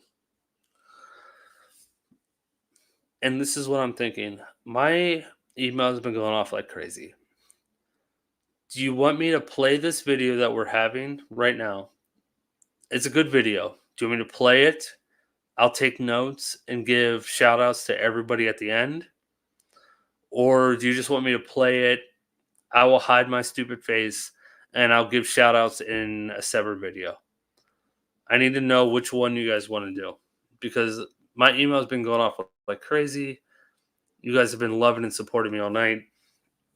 So I'm going to play. 5. You guys tell me what you want to do. And that would result to the guidelines being changed to, I'm pulling up my I have 1938. 2 misdemeanors and 914 of 2019 and 425 of 2020 retail frauds. Those are scoreable. And I think there's a disorderly that they scored that shouldn't have been scored. Yeah. So we're not scoring that. So that changes. May I speak on that, Your Honor? So I didn't originally count that one either, but it's a disorderly person jostling. Which can be counted, but it looks like it was dismissed after a delayed sentence. I don't believe that it's that a dismissal would have it not be counted toward the guidelines because it's based on prior convictions. not dismissals, not convictions that are dismissed. And I guess it ain't what the people don't know that scares me. It's what they know for sure that just ain't so. In their pre-sentence memorandum, they point out one thing and they ask that not be scored. Now today they're in court saying it should be.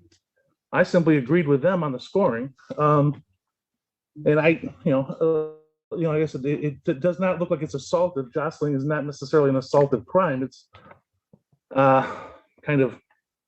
Well, and I'm looking at the charge defense. It was obviously a reduction, a false report of a felony.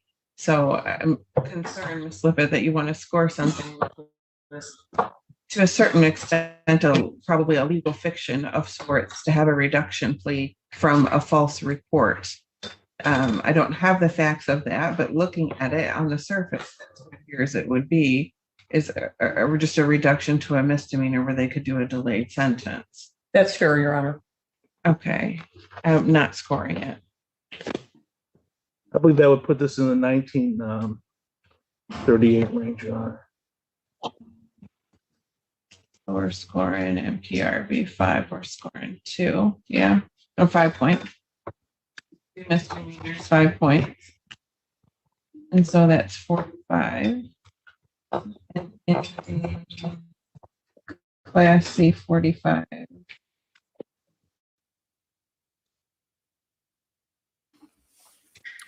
Who blocked you? Who blocked you?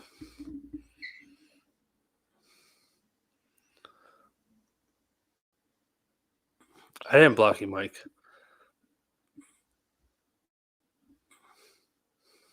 This is a serious case. This isn't a funny case.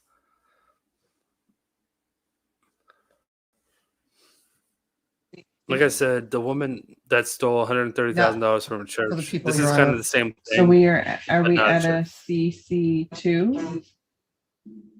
Class C, PRVC, and then a 2? Help me out, counselors. I believe that. Yes, Judge. OV level 2. OV is level 2.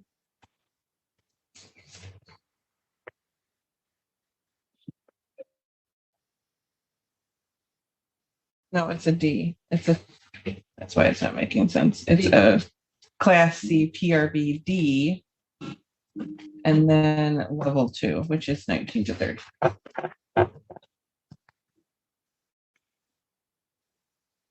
Okay, I'll make those amendments across the free. As to the body of the report to the people. Your Honor, the people do have a correction to the investigation report on page 2 regarding restitution. Okay. So under number 1, 8.1, it says you must pay restitution in the amount of $149,648 as follows, payable to Big Ike's Roofing and or the estate of Mark Eichholz. So I just want to put on the record that amount is actually, the original amount is $197,464. And then we do have a proposed forfeiture order for $47,816. Okay, read me the initial amount. Mr. Gaddy, I remember this conversation, so this is all, the numbers are adding up. Okay. It's $197,464. Okay.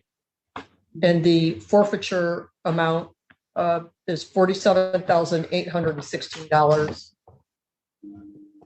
which leaves the $149,648 number. Okay, so I'm going to amend to put the $197,464, allow the forfeiture order to speak for itself. That would be credited to the account. Yes, sir. Okay.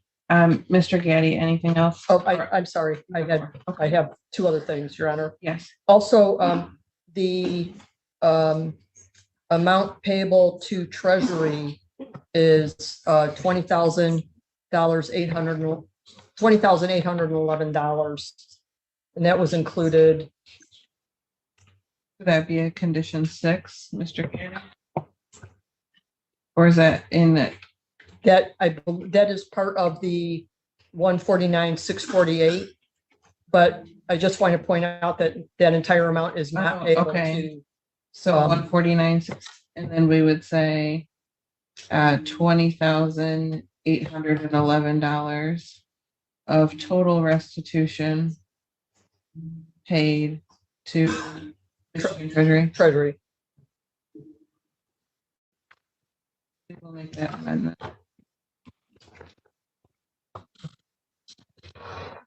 Okay. And the next page, Your Honor, evaluation plan. I don't know how you felt about this, but the name of the judge there is Rayleigh Chabot rather than yourself. Well, yeah, I was. That's it. That one says that PSI is attached. Yeah. So I have this PSI for me, and then the previous PSI that was for January 3rd of 2021 was for Judge Chabot. Got it. Thank you, Your Honor. Okay. I did want to make a statement, and then I do have two members of Mark Eicholt's family here that would like to speak. All right. If Mr. Gadd has anything in the body of the report? Oh, yes. I didn't know which order Your Honor wanted to do it. I want to hear this first. Your Honor, in terms of the body of the report, I point to a good chunk of page 2, where it's investigation update report.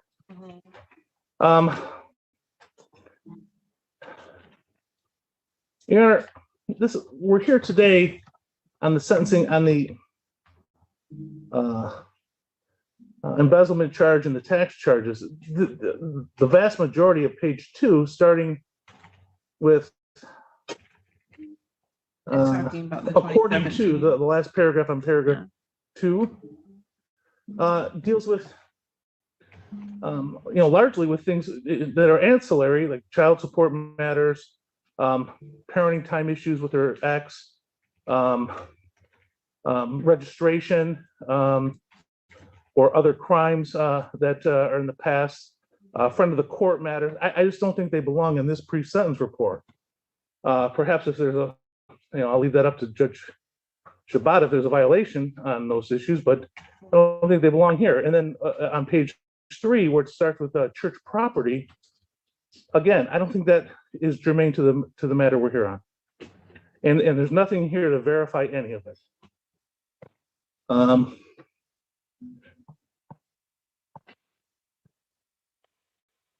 Also, I don't know if you want me just to keep going or deal with one issue at a time. Well, let's go to the issue. It's at the top of page 3. Where is that all coming from? I'll ask probation under the evaluation and plan. Is this from the information that was harvested by the other that was in a police report? I mean, I understand the benefit. I understand that they are provided to the second or third sentencing judge so that we have a greater picture as to what services need to be in place or what should be considered at the time of the offense. I don't see how they're in regards to this particular offense that she's serving, how I'm not tying it together, I guess is what I'm saying.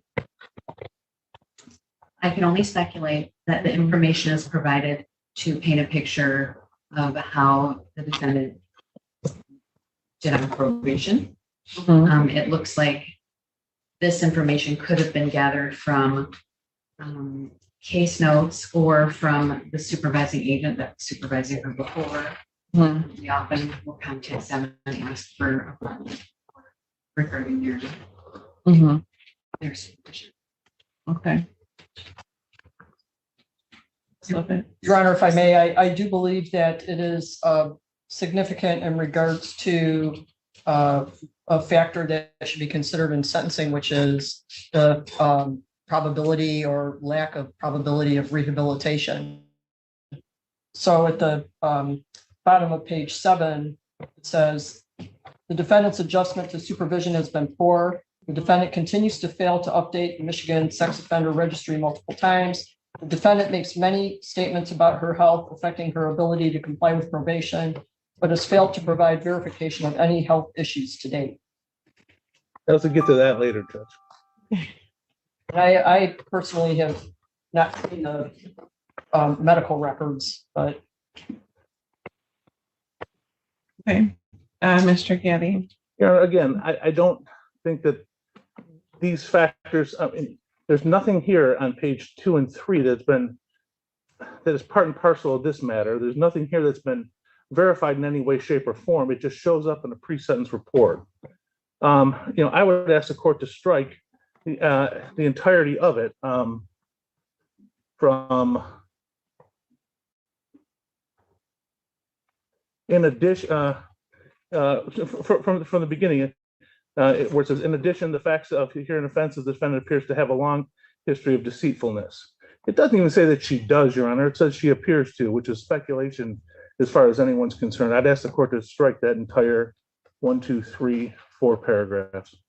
So there's some stuff in here though that I think we can ascertain. Like there's the defendant remains on probation for this matter out of Oakland County. The case is currently in warrant status due to several probation violations. That's pretty easy to verify. Should be noted that while conducting the compass assessment, that's something that Ms. Benetti would have done here. For this report, the defendant answered no when asked if she'd ever been paying child support.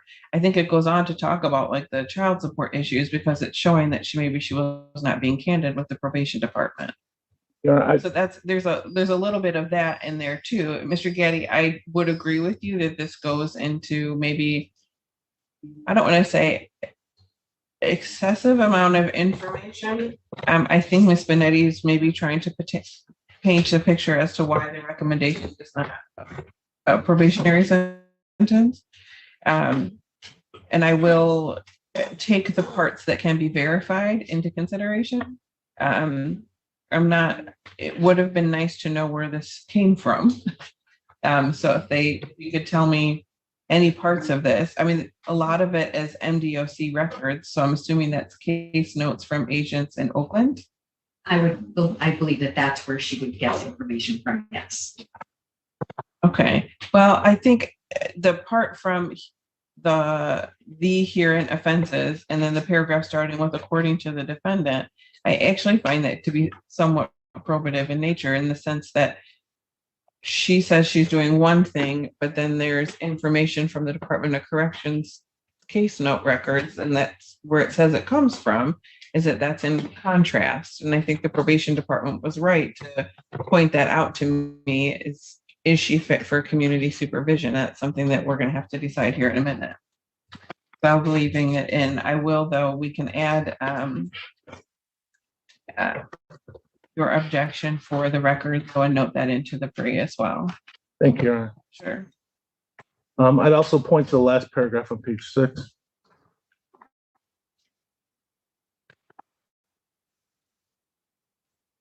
Again, this goes into a family law matter. It's a purported interview with her ex, stating that they are litigating a child parenting time or custody matter. I don't think it belongs in this report. I don't see how it is germane. So the only thing that I think that last sentence in the report that Carolyn was one of the individuals that checks from Big Ike's were written to is actually probative information, since that's our restitution victim in this matter. So explaining the relationship, I have no problem, since it is rather family law intensive, of paring it down a little bit. We'll start at 3/27/2023. Investigators met with defendant's ex-husband. I think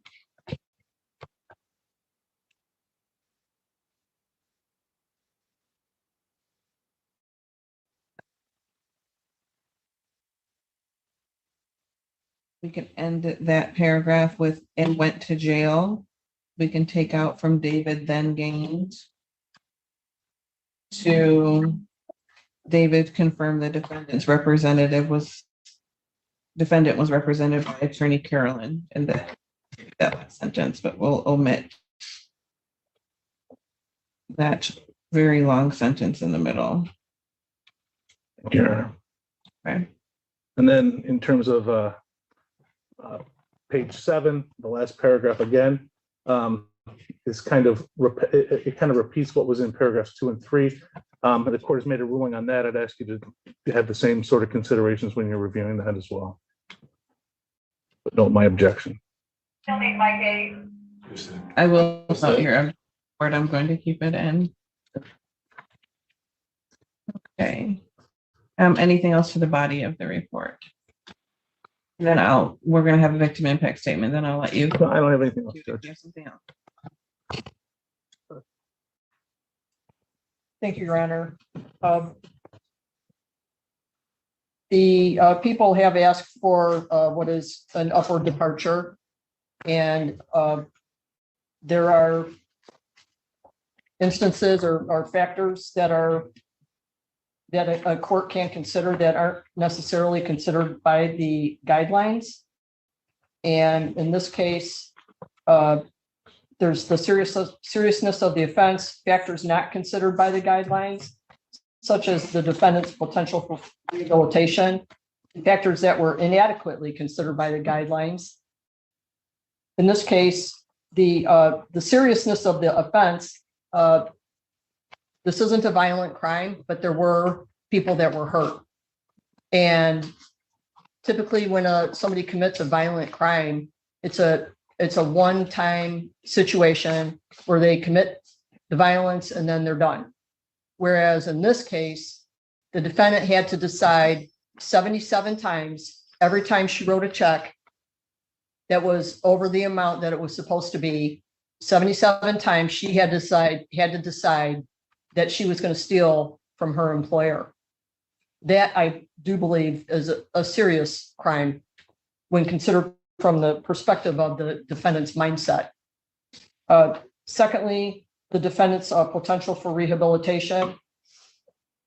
We just saw that in the report that she has had many issues complying with probation, and she's also had the felony non-support. She was charged with that crime on November 17th, 2020, and she was ordered to pay $17,000 in child support arrearages. And that was during the time that she was embezzling from her employer, and she had embezzled, we have records of over $176,000. So I don't know how much she had embezzled prior to November 17th, 2020, but it was way more than $17,000 in child support arrearages. Then, Your Honor, regarding where a factor isn't considered adequately by the guidelines, and that's offense variable 16, property obtained, damaged, lost, or destroyed. Mm-hmm. In this case, it caps at 20. It caps at 20. And then just a couple of items from defendant's sentencing memorandum. The sentencing memorandum mentioned in two places that the defendant told us about money, and that is not something that I'm familiar with. And I have the agent in charge here with me, Jeff Campbell, and I verified with him that we have not heard such a thing from the defendant, so I'm not sure where that's coming from.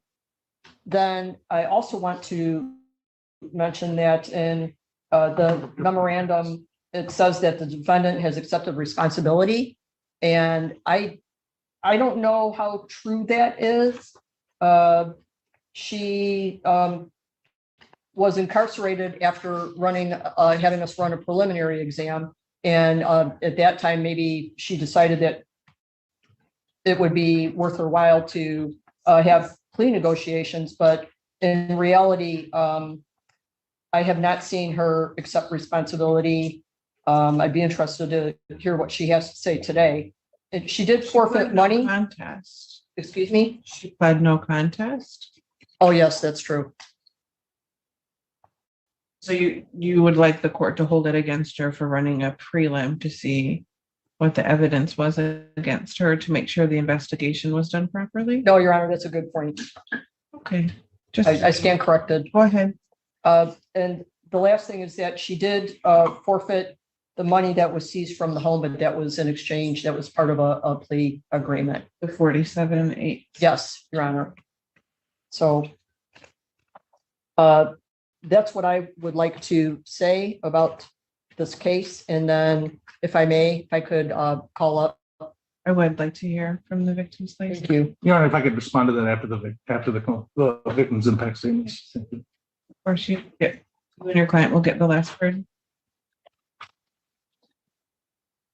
Hello, sir. Could you state your name for the record, please? Yep. Austin Eichholz. So hi, my name is Austin Eichholz. I'm Mark Eicholz's son. I wanted to start by addressing the consequences and hardships which Kendra's actions have put me and my family through, especially with my dad's passing away and me taking over everything. It has taken a large toll on me without having everything which was stolen. We basically have had to shut down the company, letting down many of employees as well, and are in danger of losing my dad's house, mine and my sister's childhood home.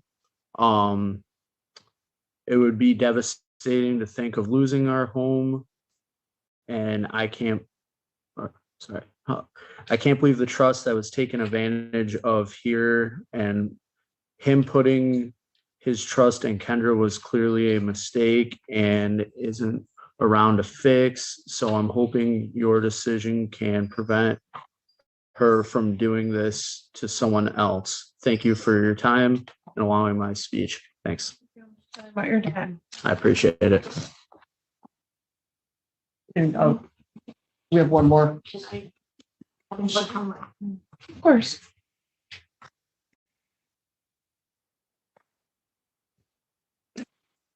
Hello, my name is Amber. I'm the daughter of Mark Eicholz.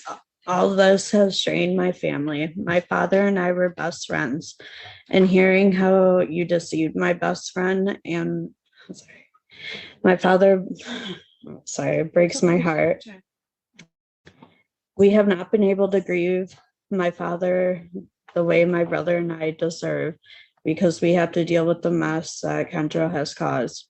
My father was a caring man, and I miss him so much.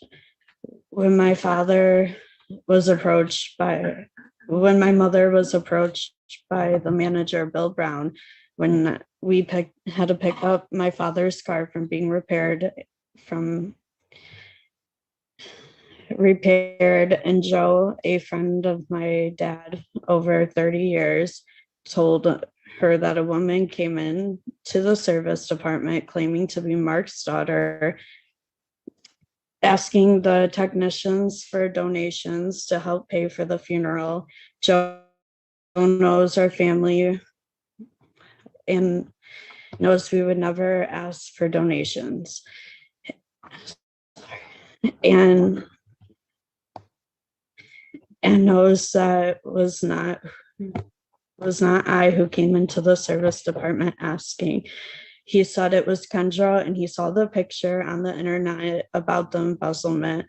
I was furious and felt deceived when I found out you were impersonating me. So, I'm sorry. Just take your time. It's okay. It's just a conversation between you and I, okay? Okay. Impersonating me to get donations for my own father's funeral. What isn't enough money you stole from him? My brother and I are on the brink of losing our childhood home, and it breaks my heart. This is our home that we had so many memories of my father in our childhood. I can't wrap around my head around not losing my best friend, but also almost losing our home. I feel sick, and knowing the pain that you caused and hurt my father, I want to get through the day today so my family and myself can grieve the man that we love so much.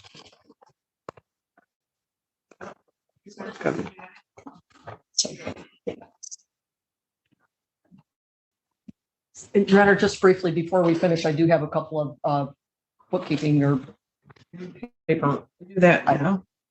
Now, Yes, because it'll be Mr. Gaddy's turn to finish. okay, Your Honor, we do have the forfeiture order that we were looking to get signed, and then I also have asked that there be a restitution priority. I was just going to suggest you have an order. I'd like the family to get paid before the state of Michigan. Yes, if I have a copy here for Mr. Gaddy, I believe I communicated this previously, but I'm not sure. Do you have any objection to the restitution priority, Mr. Gaddy? We'll repay the family first, and then once that's paid off, then go to the state of Michigan. No, yeah. Okay. I think that might be the only copy that I have. May I approach, Your Honor? Yeah, I can make a copy of it up here. I think there's two there. Oh, there are.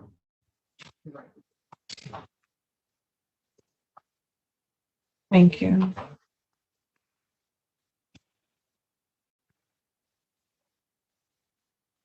Yeah, can you ask Jim to bring it in?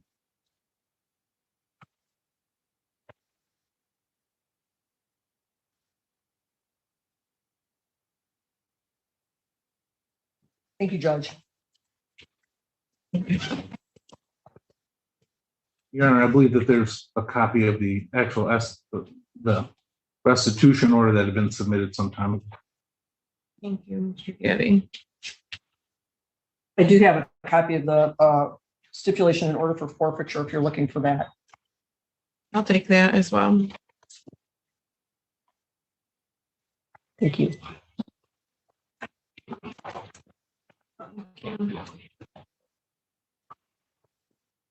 This one I've already seen. Answer's going to be, was that Mr. Danner that just walked out? Would I need Danian and Dobie again? Mr. Gaddy, you've reviewed this. I've seen this at one time. I believe that's the order I signed, Judge. Okay. I'm just going to sign the order then. Which one?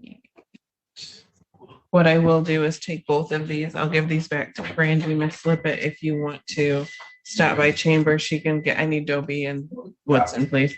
Your Honor, I believe there's a copy somewhere that Mr. Lewis has signed as well.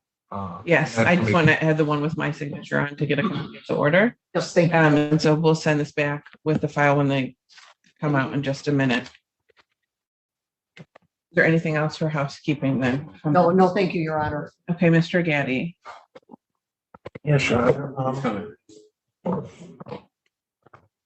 People did ask for. All right, before Mr. Gaddy talks, I know I've been absent for a little bit. I've been collecting myself. You guys humbled me really hard tonight. I appreciate every single one of you. I'm gonna make a video and thank everybody that donated tonight. Instead of spending the amount of time it would take right now, I'm just going to make a video. And that's going to be the start of my video tomorrow. And thank everybody. But I appreciate everybody. Yeah. I don't know what to say. I very much appreciate all of you. I'm going to peace out. And you guys all have a good night.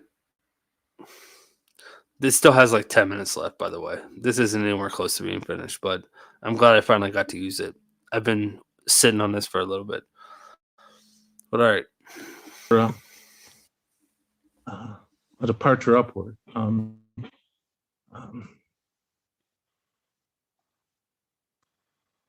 I thought it was a little unusual after they reduced the charge to begin with.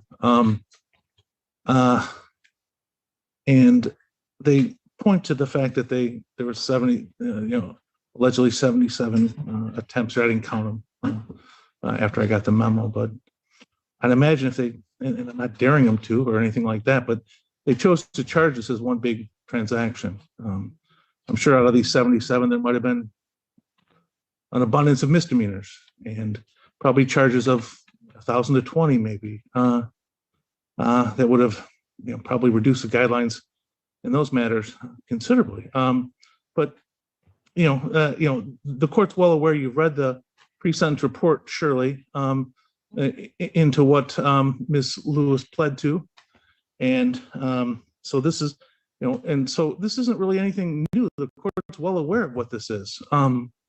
So it's not a, I don't think it's a revelation to you. Also, in terms of, I did point out in my memo that she did point to funds that were not identified, and I actually told that to Ms. Lippett. It was a TCF account with $900 and some in it. We actually discussed it, and like I said, Ms. Lewis brought that up to me when I was going over the other order. So probation is, I don't want to, there's no way you can minimize. All right, I'm sending you a link. You can't say that and then not come up and sing. I'm sending you a link right now. You are coming up here now and singing any songs. No, this I'm gonna teach you a lesson right about now. You are coming up and singing Annie songs. I just gotta find you on Discord. Has it really been that? All right, there's the link. Not playing the video. I'm not playing the video. No more. Send you the link, Debbie Baker. You are coming up here right now and singing Annie songs.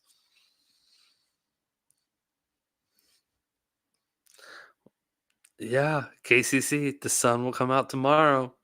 I sent you the link, Debbie. You thought you were just gonna be able to say that and get away with it, didn't you? You thought I wasn't watching. You were trying to make me feel better, which I appreciate. But now you have the link and you're gonna come up and you're gonna sing The Sun's Gonna Come Out Tomorrow. I sent it to Discord. It's on Discord. I'll sing backup for you. I have no shame. I'll sing backup. I'll sing backup for you. Oh, Red Hat, you calm down. Discord is not open. What do you mean Discord is not open? You know what? Here, I'll do it this way. You can't ignore this. There you go. Now it's in chat. Now anyone and everyone can come up. Yeah, Red Hat, I know you want to finish watching this. And calm down.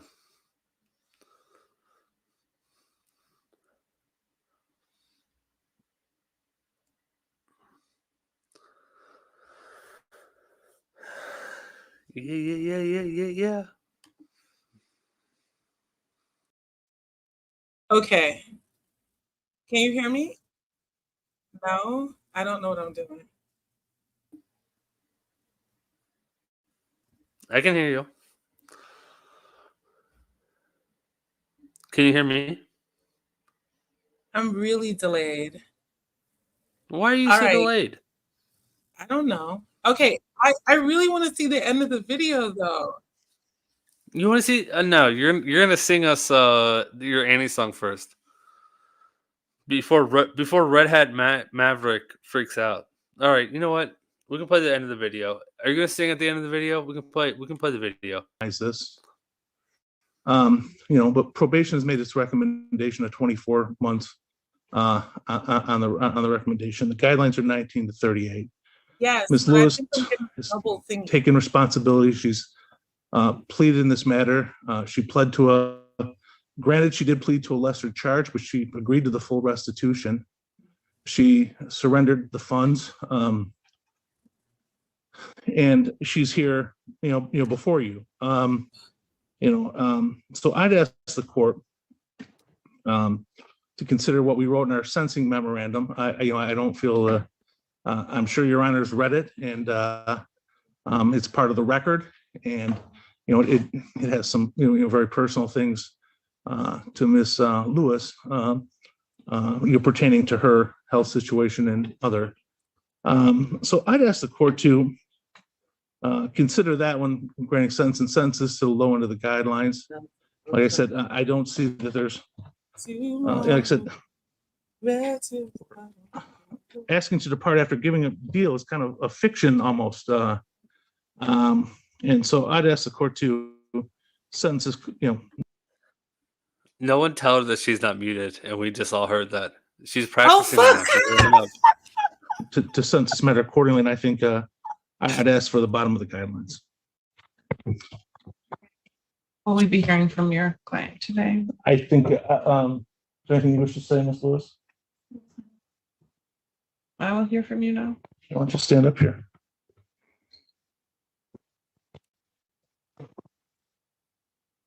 I should stand over here.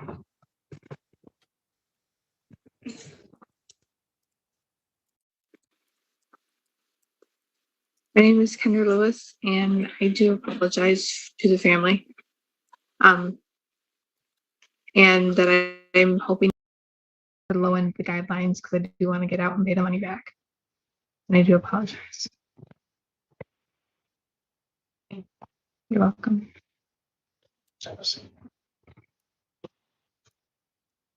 The interesting thing, as I listen to the victim impact statements, I see a family who's truly grieving. And I think your actions have added to that, to the burden that they have to carry, not only of losing a beloved member of their family, a pillar of their family even, but now on top of it, because of your actions, they are under the financial pressure that one would be on after embezzling $176,000. That is no small feat. Many a times you would have had the opportunity to stop. I didn't have the opportunity or the wherewithal within the pleadings that were provided to me to actually count those. But if we're going with the math from the Attorney General's office of 77 opportunities to not do what you did, each one is a violation not only of the trust that Mark had for you, but now it's a violation that's affecting this family. I don't blame you at all for holding a prelim. I think anyone is entitled to that. You're entitled to your defense. You're entitled to have your attorney negotiate the best agreement for you. But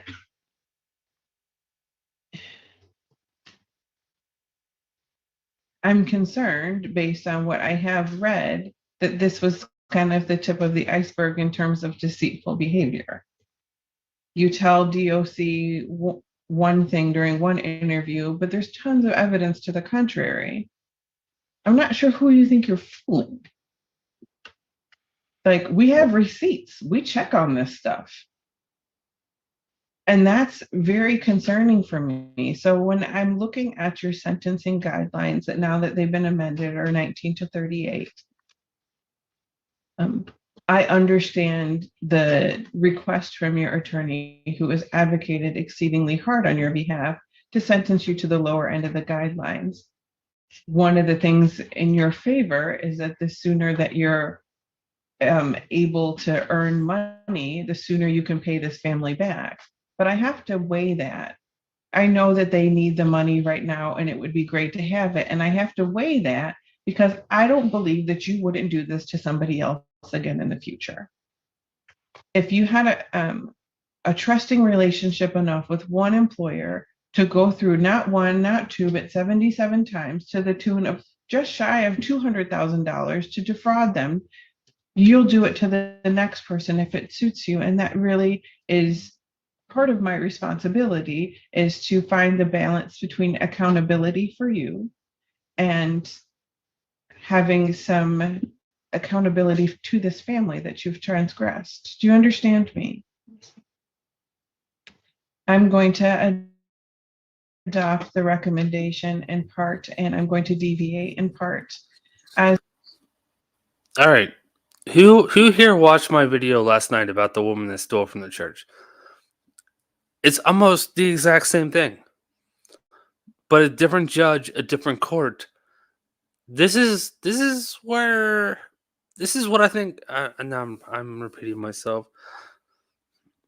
All right, I know we all want to hear Deborah sing, and you guys want me to unpause it. But Judge Slay this is what I think that should have happened to the woman that stole from the church on my video last night or the day before. I don't remember what it was. But it's almost the exact same thing. They embezzled. It's just a difference. I don't understand. Different court, different. You stole from a different entity. It became a completely different crime, apparently. I don't know. to count 1 on file 23-134 FH, giving a total days of jail credit of 169. Well, excuse me, Your Honor, that was, I meant to point that out. It should be 198 now. I checked on. Oh, thank you. We adjourned the sentence. We did. Thank you, Mr. Gandy. 198. I'll make that amendment. The guidelines after being litigated today will be 19 to 38. As to count 1, I'm going to adopt conditions 1 through 5. I'm adding a 6. I'd like no contact orders in place for Austin and Amber. I'm sorry, Ms. Lipitz, I don't have one more family member. Is there no contact order in need for that? Yes, please. That is Michelle Kimmy. Can you spell her last name for me? MCKIMMY. Thank you. That will be added as condition 6, that no contact means verbal, electronic, written, smoke signals. I don't care. You're not to have contact with them again. Any payments that you be made through will be made through the court and then transferred to the family. There's absolutely no reason from now until forever that you ever need to contact them. Do you understand? Okay. There's a state cost at $68. There's attorney's fees of $650 and court cost of $1,611. I'm actually going to waive those, and I'm not waiving those for the benefit of you. I'm waiving them so for every single dollar isn't going to this court, it's going to this family who needs to be repaid. Crime victims assessment fee is $130. Restitution will be ordered in the amount of $197,000. I'm sorry, $197,464 payable to Big Ike's Roofing or the estate. You must execute a wage assignment and pay restitution if you're employed and miss 2 scheduled restitution payments. In count 2, which is added count 5, I sentence you to 1 year in jail credit for 198 days served. State cost 68. And that will be identical in count 3, $60 state cost credit for 198 days. Do we stand by? Sorry, it's our daily shutdown of the system. Every day right after 4.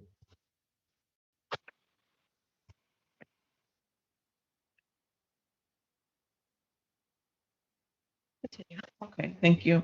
Count 3, it would be 1 year credit for 198 days, concurrent with counts 4 and 5, $68 state costs. In terms of your imprisonment, I sentence you to 38 months to 15 years, credit for 198. That is the top of the guidelines. Your Honor, if I may. Yes. When you were reading the restitution, you read the 197,464 to the estate, and oh yes, for the record, 20,811 goes to the treasury. Thank you. All payments will be made to the family first, or the estate, or to Big Ike's Roofing. Restitution, it will be secondary in payment to the treasury as ordered in the supplemental orders that will continue with this. Mr. Gaddy will give you a appellate rights forum from the podium. If you want to appeal today's sentence, you're welcome to do so. If you'd like a court to appoint an attorney for you, they can do that, but you must make that request in writing within 42 days from today's date. And I have provided that form. Thank you, Mr. Gaddy. Thank you, Your Honor.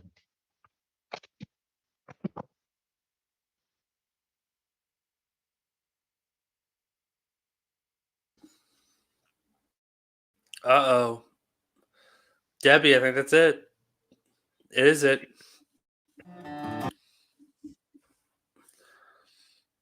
Are you there, Debbie?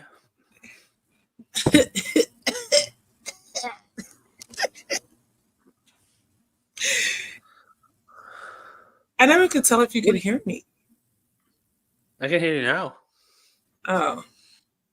Did you not hear my croaking voice where I was coughing? I heard you coughing a second ago, yes. Colin, why do you put me on the spot?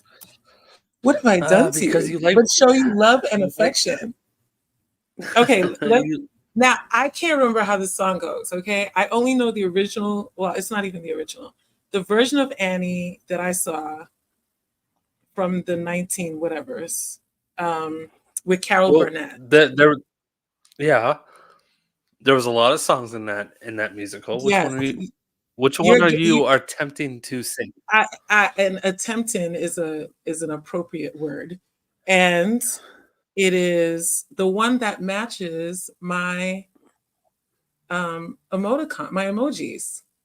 That was the point of my emojis. Did that not make sense? I didn't see your emojis. You didn't see the emojis? No. Let me guess. Were they sunshine emojis? Are you going to sing Yes. The Sun is going to come out tomorrow? Well, only if you force me. Only if you force me. Oh, you know what? You sang it. Yes.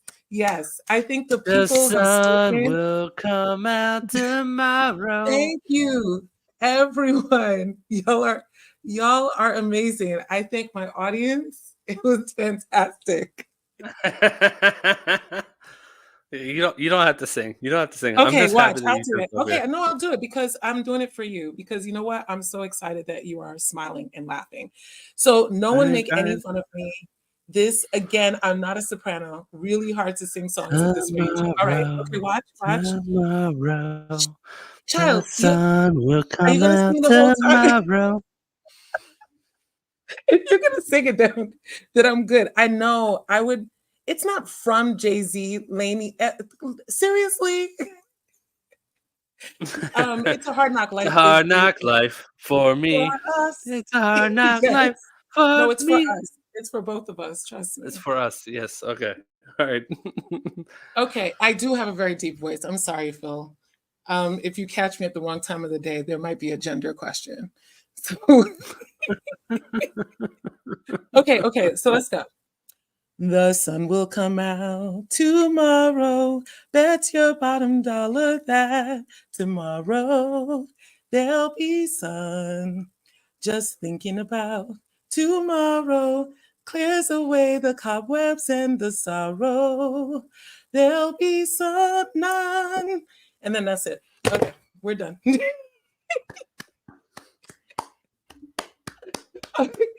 Okay, This is me clapping. I'm actually clapping. This isn't another the weird silent thing clap. that might sound like. I can't sing full voice because it's 10:48 and we have a noise whatever policy after 10 o'clock.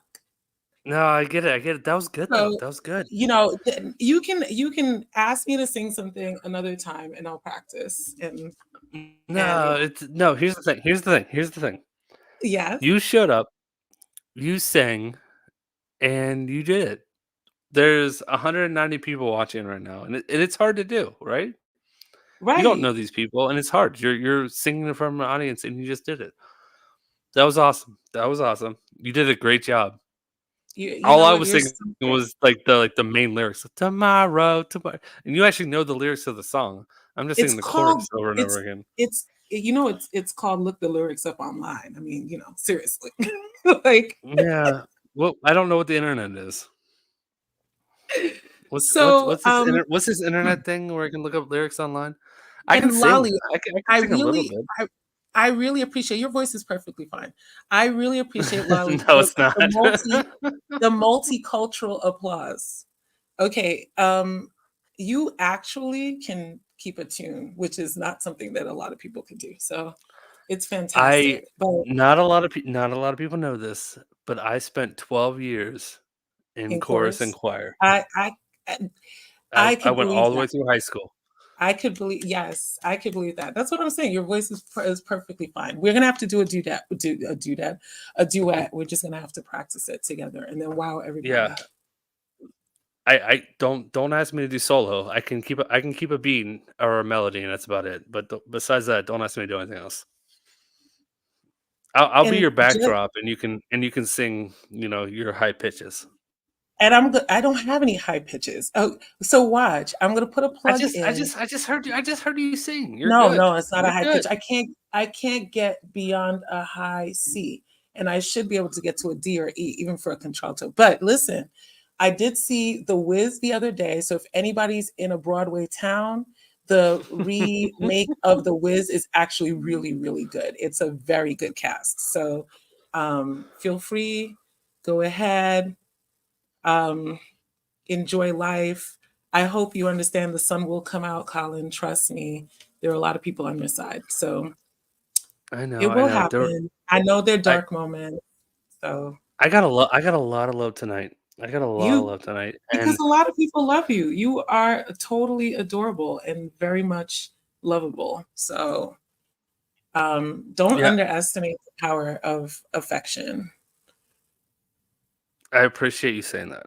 I'm You're gonna welcome. make a special video tomorrow, and I'm gonna appreciate every single person because I got a Well, I lot didn't of give you I got a anything lot. yet, but when I give you something you could appreciate, No, I gotta wait till I get paid. you know what? You know what? I wasn't even talking about you. I know. That's why I said But all I right, didn't give you anything yet. So, all right. I I want to be wasn't. on the You know what? list.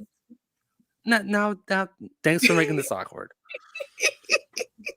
I'm All just I was teasing you. saying, I'm just telling everybody because this is the end of the video. How do we still have 200 people watching this video? How? I don't know. You guys love Debbie and I. You know what, Debbie? You're now a fixed income on my channel. Fixed it. Just so you Are know. we so focused Yeah. on money? Yeah, income wasn't the right word. Income was I know not the it right wasn't. word. It was supposed to be like presents or That was something not the right else. word. Yeah. Yeah, but I was just talking. That's Yeah. Look, Yeah, sorry. life is difficult right now, right? And it's one of the reasons why when we're watching these videos, I try to tell people give some of these defendants a little bit of grace because life is hard and for a lot of us. So, and it doesn't matter if you're educated and you're talented and you're smart, troubles still come our way. So, you know, I all of the people, what Mikey said for you and all the support and love that he gave you was so heartfelt and so moving. But it represents what a lot of us feel about you. And that I don't recognize your pain in the sense of I've never had to do this work. I can't even imagine doing it. I'm not talented enough to go around cutting videos or whatever. But you bring a lot of joy to people, and people look forward to spending their time coming on. And it's the strength of your personality that's led to the little group that we have here. Where there are many groups and there are many channels, but there's something special about this one. So we appreciate you, and no matter what you say. When you show yourself, your true self, your authentic self, and we feel your sadness, we're feeling your pain with you, and we want you to feel better. And we want you to know that we're supporting you, and we're going to be here with you until the sun does come out tomorrow. Okay. This is where you say yes, Debbie. Yeah, yeah, yes. I can't respond. That was I I can't talk. It's okay. Yeah, MB Debbie, is like, well, let's Debbie, come. thank you Yeah, so what's up? much. I appreciate that. Yes, Debbie. Yes, Debbie. I'm Yeah. trying to hold my You're doing emotions in right now. Yes, you Debbie. you're doing fine. You're doing fine. It's okay. You're human. We're all human. I just hug people all day. That's why I like my job. I just go around hugging students, and it's not called molestation. It's fantastic. So, if you were here, I wish I could give you a gigantic hug. I wish I could give you a big hug. Because hugs mean a lot. They feel great. They make you feel supported. I cannot sing "Hips Don't Lie," but I have, by the way, sung "New York," but I have to lower the register. I have to change the key because I'm a New Yorker, and Jay-Z and Alicia Keys held it down. Just so you know, I'm responding to Lena's. But Colin, we're gonna make this work, okay? And we're gonna keep holding on to you until whatever the 90 days is over. We're gonna make it work. And then I'm gonna start giving back to all of y'all. No, that's when you're gonna require every single person to come on here and sing. Yeah, that's fine. But then Every moderator, in order to keep your moderator status, each one of you needs to come up here and sing. Fair Okay? enough. Fair enough. All right. Finish the video off. We need to end this video, so finish it off with I don't know. Do your best soprano voice. I Do can't whatever do you gotta do. soprano. Okay, what are we doing? Your I best can't think of- alto. I don't know. You gotta give me something. All right, everybody, give me your best backflip, jump kick, You're so knockout, close. It's jump kick, punch. backflip, not backflip, jump kick. You can't reverse that. You have to do a jump kick before a backflip. You cannot do a backflip before a jump kick. You're gonna pull a muscle. That's why it's always disagree. jump kick, backflip. You cannot reverse that. I'm How gonna tell dare you try everybody to reverse that? to watch a black majorette, okay? And then I'm gonna challenge you and say I disagree with that order. Yeah, no, I don't care. You cannot backflip jump kick. It's always jump kick backflip because you kick and then you flip. You have to open yourself That's up how to it works. imaginations. No, that's just how it works. Let me All tell right. you. Jump kick, backflip. Yes, you have to do the jump kick before the backflip. You cannot do the backflip first. I mean, that's like you're gonna kick yourself in the shin. And there's not much Colin for a one-legged ninja. You cannot be a one-legged ninja. You gotta be Colin. Stretch your imagination, grow. Okay, press the like button, subscribe, look at the link tree, donate, all of the good things. I love all of you guys. Thank you for your support on behalf of Colin. And we're there for you tomorrow with the umbrella. Tomorrow, that's your bottom dollar. That's tomorrow. There'll be all right, we're out. Bye. Okay, bye.